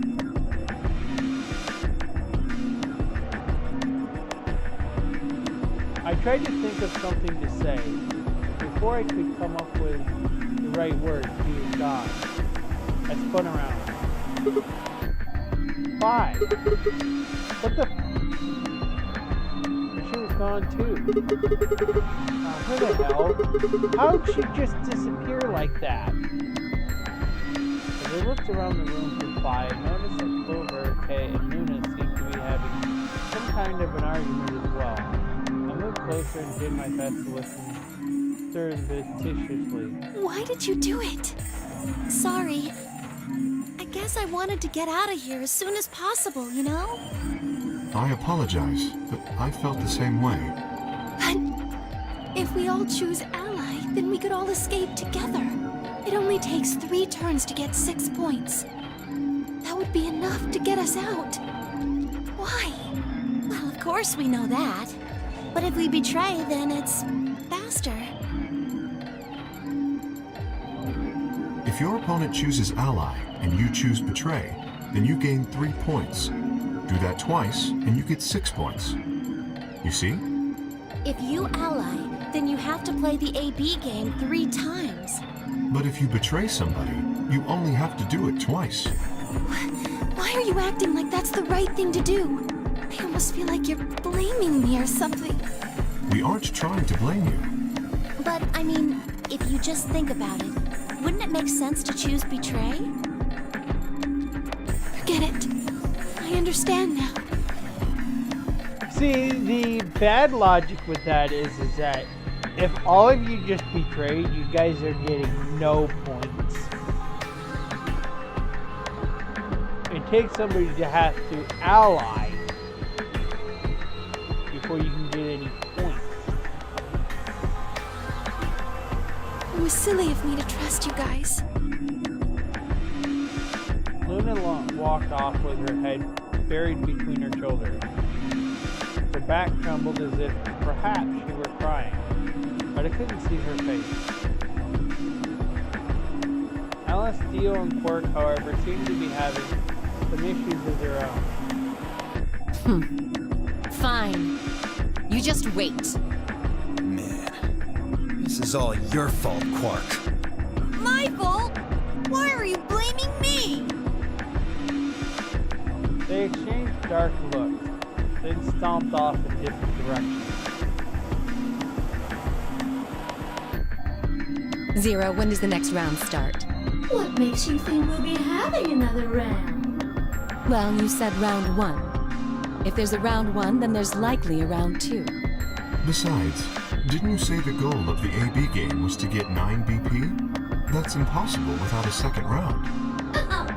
Yeah, I guess you got a point. You're right.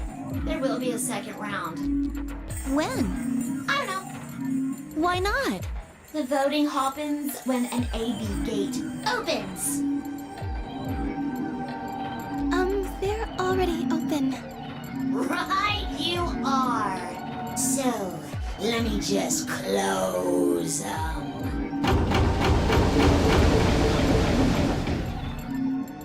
The Ambidex gates have closed. Round 2 of the Ambidex game will be the Moon Round. Moon cards will be required to open the gates. Moon cards? Does that mean we can't use these cards anymore since they've got suns on them? Yes, indeedy. Now, you'll have to look for cards with moons on them. So, how many times do we play the AB game? I don't know. As many times as you need to. It's anybody's guess how long choose the number 9 door. So it's over when someone gets 9 BP. Not exactly. There's only 3 rounds. Nope. As long as that person doesn't open the number 9 door, the game goes on! Of course, you could also get stuck just below 9 BP, where every bunny just keeps going back and forth, winning, losing points. After all, if there's no bunny with 9 BP, the door can't open. If that happens, you'll just have to continue on to round 3, and round 4, and round 5. Round 100, round 2000, you might even go all the way up to round 24,9,004,897. Oh no, I really, really hope it doesn't come with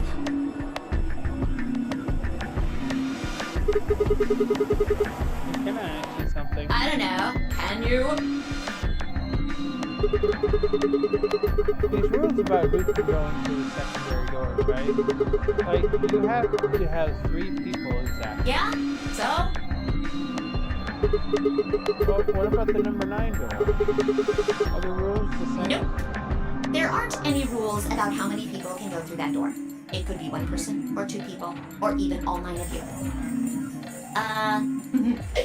There is one thing though, Siggy. All that stuff about how you have to have 3 people to go through the secondary chromatic doors, maybe it's not 100% true. What? What do you mean? Well, you can open the door with just 1 or 2 people if you want. That's not what you told us. Well, I didn't want to make things complicated. Then explain it now. Just use the bracelets. What? How? There's a sort of scanner between the 2 doors. It checks to see if the right people are going through. But that doesn't necessarily mean it's scanning the people. So, it's scanning the bracelets then? Ding ding ding! As long as the scanner sees the right combination of bracelets, it doesn't matter how many people there are! But, wait, hold on a minute. Do these things come off? No, yes! They do indeed. Then how do I take it off? Well, there's 2 ways. The first is to get through the number 9 door in this game. As soon as you're out, the bracelet unlocks all by itself. What's the second way? Hey, Zero, wake up, will ya? What's the second way? Oh, Theo. I think you already know. What? Do you really want to get rid of that bracelet? Of course I do! Oh, well, I see. It's easy. Nothing to it, really. You die.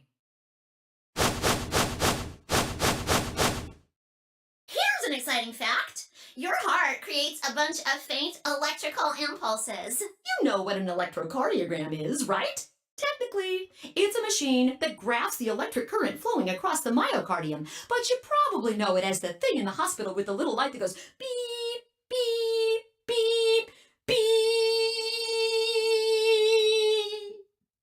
when someone dies on a TV show. Anyway, the point is that you can detect the electricity that your heart makes by pumping blood. Your fancy little bracelets pick up on that. They're always watching. So, when that signal goes away... The lock on the bracelet releases, right? Yep. So there you go. The second way. Your heart stops. Your bracelet comes off. Apart from that, there's no other way to get the bracelets off.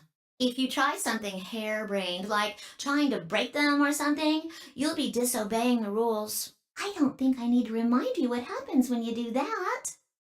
But if you're lucky, you might get to see a few of them come off during the next round. Oops. I guess it's not going to be very lucky for some of you, huh?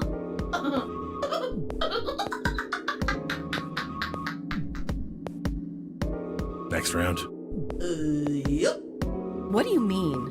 Well, do I have to explain everything? Somebody might die during the next round of the AB game. There. That's pretty clear, right? If I had to guess, I'd say it's going to be Tambioldi. Or Alas. Or Mooney. Or maybe everyone. What? Why? Yeah. Why am I going to die? I guess I can tell you why.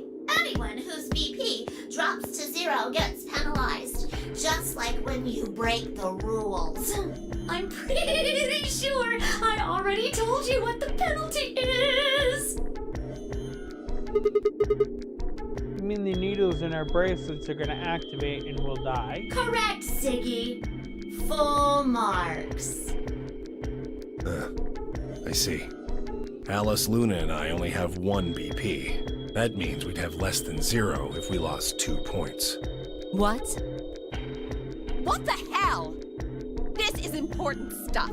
Why didn't you tell us about this earlier? Sorry. Sorry's not going to cut it. I thought you were supposed to tell us the rules, not hide them. Well, is there anything else you've conveniently left out? It's not fair to make people play a game without explaining all the rules. I think it's fair. After all, it's not like anybody else knew. I took a moment to go over everything in my head. The AB game would continue until someone opened the number 9 door. There were no rules about how many people could or couldn't pass through the number 9 door. That means it was possible for everyone to escape. The secondary chromatic doors could be opened by any number of people, so long as you had the right bracelets. The bracelets would only unlock under 2 conditions: if you left the building or if your heart stopped. If your BP hit 0, the needles in your bracelets would activate, killing you. Oh, one last thing. The next set of chromatic doors you'll be going through are downstairs. You already saw them, right? There should have been 3. Red, blue, and green. That means that to get through, you'll need bracelets in cyan, magenta, and yellow. But wait, you've already got those bracelets. Have a look. The color's changed, hasn't it? Yeah, my color's changed. It's magenta now. Mine's magenta too. Me too. Hey, wait. It wasn't just the color that changed. I'm a solo now. Looks like Clover and I still pairs, how? I'm a yellow pair now. I am yellow as well, but it seems I'm still a pair. Then who's the yellow solo? Me. Still a solo. Looks like I'm cyan. I'm a cyan pair. Aren't you one too? Yeah. Says pear, and the color's cyan. When did they change? Back when the AB gates closed. As soon as the gates close, your colors get all shuffled up automatically. The pair and solo assignments hop around a bit too. And of course, it's totally random. No rules or anything! Now, with all of that explained, I must bid you adieu. Sadly, we may never meet again. What? Well, there's not really anything for me to facilitate anymore. I mean, you guys are good from here, right? I'll never see you guys again.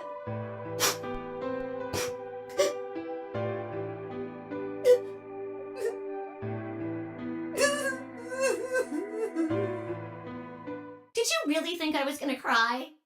Nah, nah, nah, nah, nah. Suckers!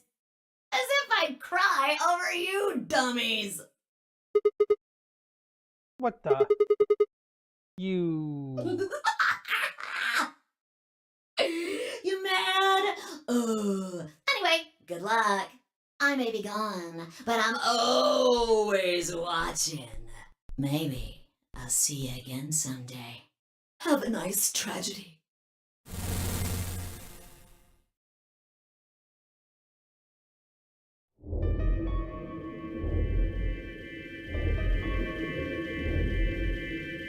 That little piece of shit.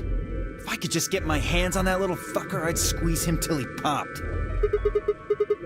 That sounds gross. I don't really want to think about that. So what happens now? We've still got a while until the chromatic doors open. Yeah, let's like about 42 minutes. We should go and see if we can find any other exits. Maybe there's a vent or a disposal chute or something. If there's a chance Zero missed something. I concur. There's no point in standing around. We lose nothing by looking. And if we find nothing, we can always return and go through the chromatic doors. Let's split up. 5 minutes would give us a good half hour or so. Let's meet in front of the chromatic doors 5 minutes before they open then. Any objections? There were none. After some nods and mumbling, they split up and moved off to investigate. I was the only person who stayed behind. Damn. How the hell did I end up here? Why? Why me? Let me see something.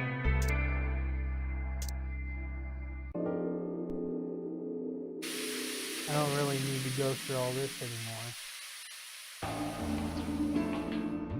So, we're going to do some searching. You can choose lounge, infirmary, or crew quarters.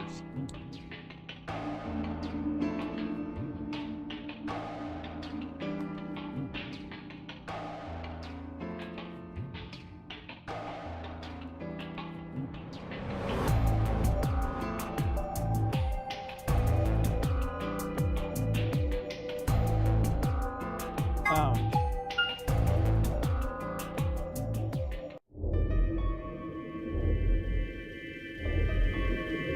There's not really a point to go through all this again. How about infirmary or crew quarters?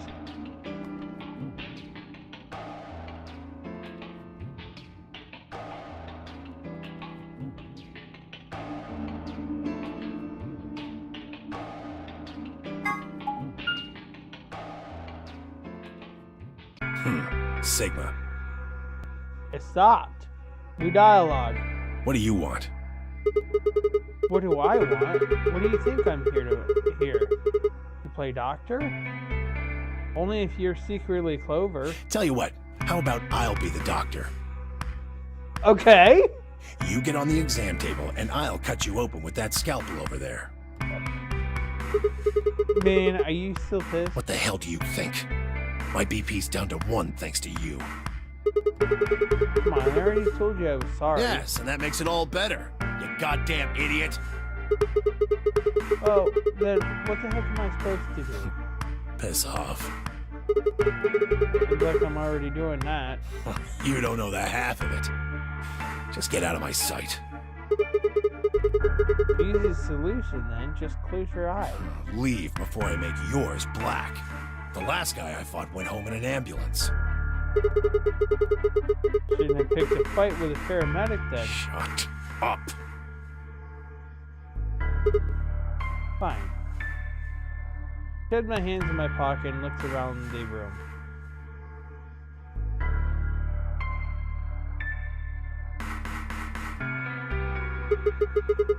So is it just you On this here? side of the divider, yeah. This side? Quark's over there, having a look around. And there's...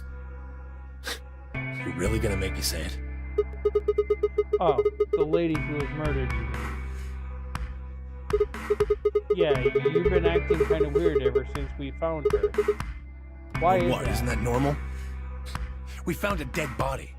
Who the hell doesn't get a little freaked out? Okay, let's see if I what can ain't? get- Yeah, right.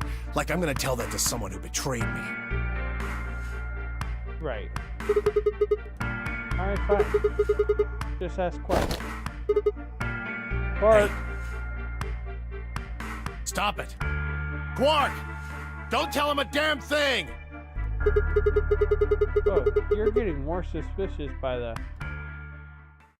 Started toward the partition as I spoke with the intention of finding Quark. Found him as I rounded the divider, but... he was just standing there, a blank, slightly confused look on his face. Hey, Quark? You alright? Can you hear me? Huh? What?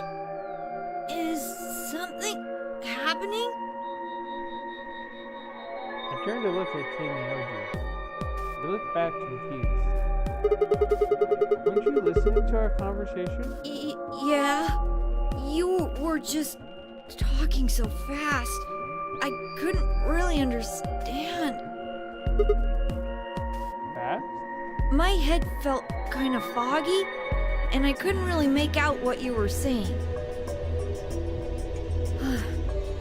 I'm fine now, though. Whatever it was seems to be gone. Are you sure you're okay? I think I'm just tired. Being stuck in this place is pretty exhausting. And... He glanced at the bed in the back of the room. On it lay the body of the old woman. What? Timmy Oji, what the hell were you thinking? You can't let Quark back here. Oh, yeah, right. Quark, get over here. Anyway, you're really sure you're okay? Yeah. Maybe Luna should have a look at you. Supposedly, she's some sort of doctor. I said I was fine. Gosh, Grandpa, you're such a worrier. You always freak out over nothing. I'm fine. Well, it looks to me like you're doing fine. I guess we don't have anything to worry about. Come on, let's get back to work. I'm guessing you didn't find a secret passage somewhere, huh? Oh. I see. Yeah. I'll go check up on the other side. Timmy Oji, keep an eye on him, alright? What, you think I need you to tell me that? Not really. I grinned and turned toward the exit. Where to go next?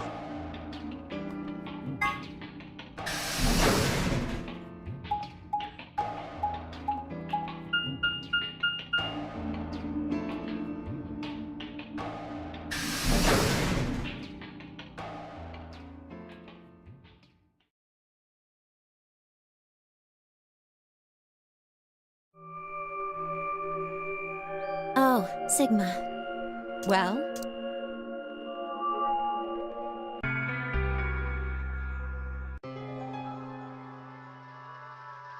And before one of us could break the silence,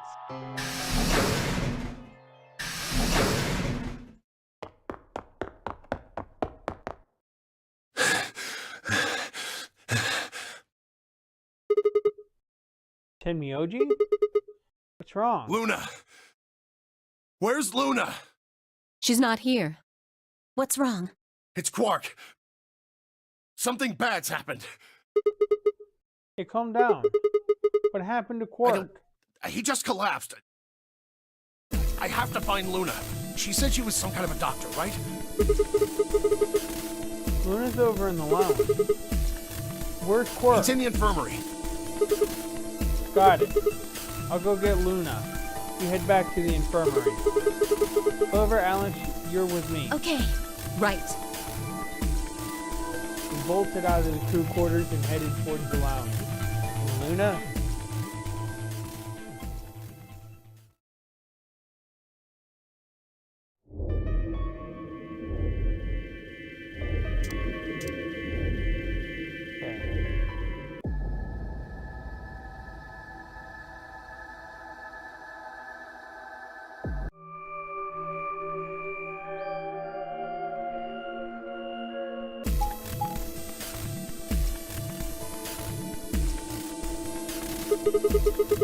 So how we're gonna do this? I won't go with Sigma.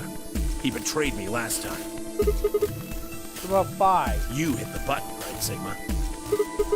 Well, yes, but... I don't want to go with Dio. Same reason. I can't trust that he won't betray me again. Thanks a lot, Quark. You've single-handedly torpedoed my reputation. Well, that leaves us with option B. No, we can't do option B. Why not? Sorry, Luna, but I can't trust you, or Phi either. The way he is right now, someone's going to have to carry Quark. I just can't afford to give him to someone I don't trust. I thought you trusted 5. Not enough for this. Then what do you intend to do? Quark shifted silently in Kay's arm. Quark is a solo, as are you, Tenmyoji. Solos can't pair with one another. You do remember that? Yeah, of course I do. I didn't say there wasn't anyone I trusted. There was one person. Who do you trust then? Clover. What? Me? Yeah, that's what I said. Why? I can't tell you. I just know that you'll keep him safe. Well, that's nice of you to say, but my partner is Sigma. Are you sure you want me to take him? It's fine. Clover, you just vote by yourself. Make Sigma wait outside the AB room. No. If Clover takes Quark, then we have to go with option C, right? That means I'll be stuck with Dio. Oh, stop crying. There's no way in hell I'm going to let that happen. Who do you want to pair up with, then? Isn't it obvious? Quark, remember what the announcement said? Something about how the system will automatically vote ally for anyone who doesn't enter their own vote in time? If Quark doesn't wake up by then. No! So this is exactly why I can't trust any of you. 1 minute remains until chromatic doors close. We don't have time to argue this. Let's take a vote. Those opposed to C? Alice and Dio's hands went up. What? Why don't you want C, Dio? Hello, Ancient One. Well, if she's got that much of a hate-on for me, that hardly plays into my hands, does it? Fine, whatever. I assume anyone who didn't raise their hand is all right with option C, then? No one objected. I kept my mouth shut too.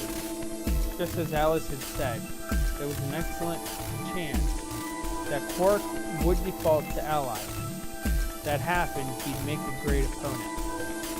I'd choose ally, of course, but it would be good to not have to worry about him choosing betray. All right. 6-2 in favor. Wait, what about me? Stay here if you don't like it. I imagine your partner might have something to say about that, though. Kay handed Quark to me gently, then crossed his arms and turned to face Alice.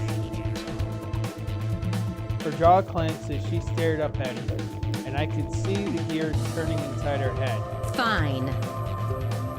10 seconds remain until chromatic doors close. Hurry, Clover. The door's closing. Right. Hey, take care of Quark. Don't worry about it. I got a good grip on Quark. Nodded to Tenmyoji and took off for the door. Our feet slapped against the metal floor as we ran. The empty voice of the announcer echoed in my ear. 2, 1, 0. Chromatic doors closing.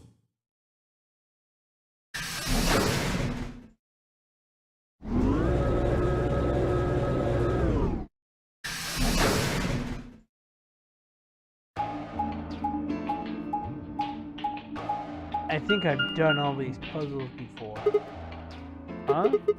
Is this a dead end? Well, there are 3 doors here. But it looks like they're all locked. What's this thing? Got a lever on it. Can you pull the lever? Come on, my hands are tired. I'm trying to pull right now. Oh, yeah. I can take Quark then. You really don't want to touch that thing, do you? Well, I mean, look at it. It looks suspicious. it's going to be the same thing that sits right in front of the number 9 door, Clover. And 3 times you have touched it. Like I'm gonna touch it and whoosh, a bunch of poison needles fly out of the wall. No, I don't think that's going to happen, no. Maybe if I had, like, a piece of wood to move it with or something. I don't think that's how that works. I think you might be a little paranoid. Then you do it! Fine. I shift his Quark over to one shoulder, flip the switch with my free hand.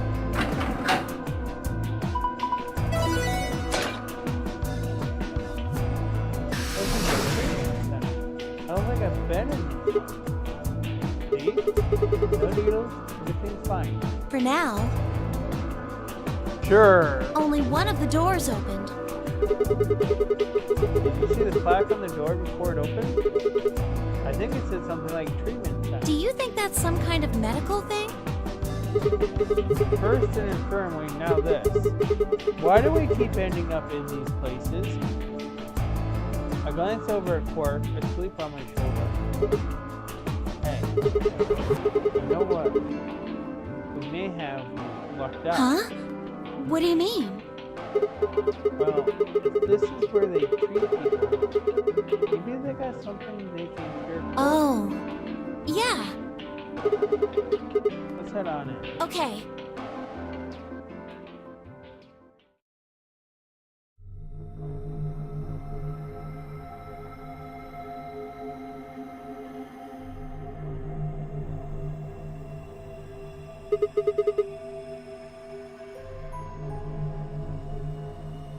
Okay.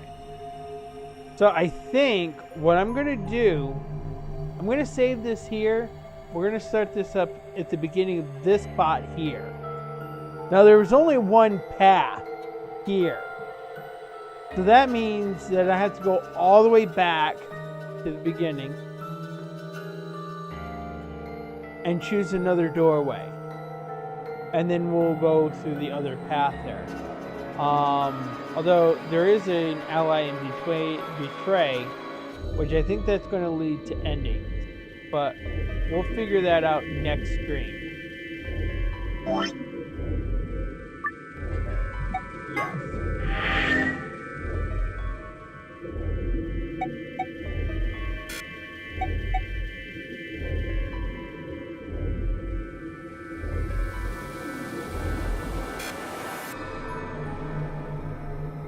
Yes.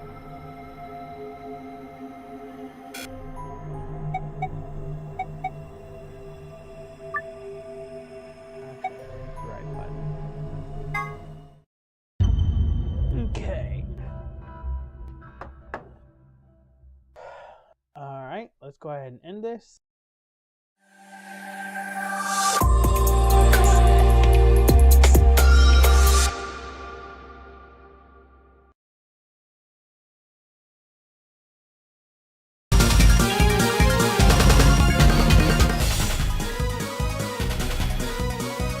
So let's go ahead and look for a raid target.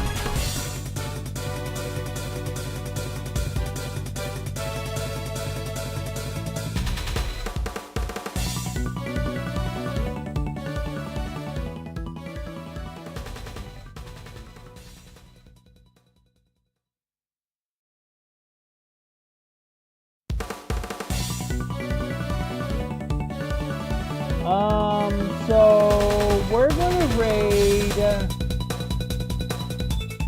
We're gonna raid DM.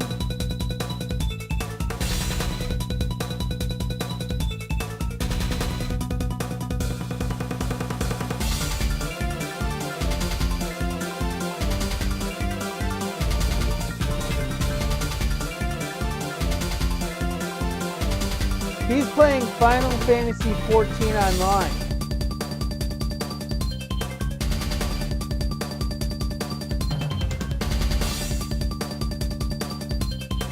Come on, Nightbot.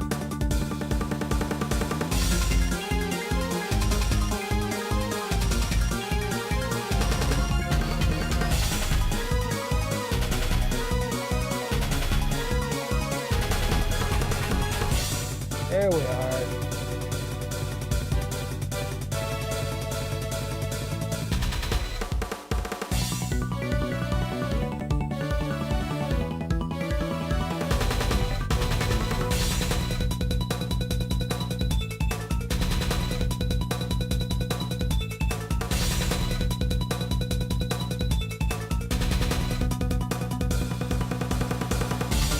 Alright. If you're on YouTube, give DM a like and a subscribe. If you're on Twitch, give DM a follow.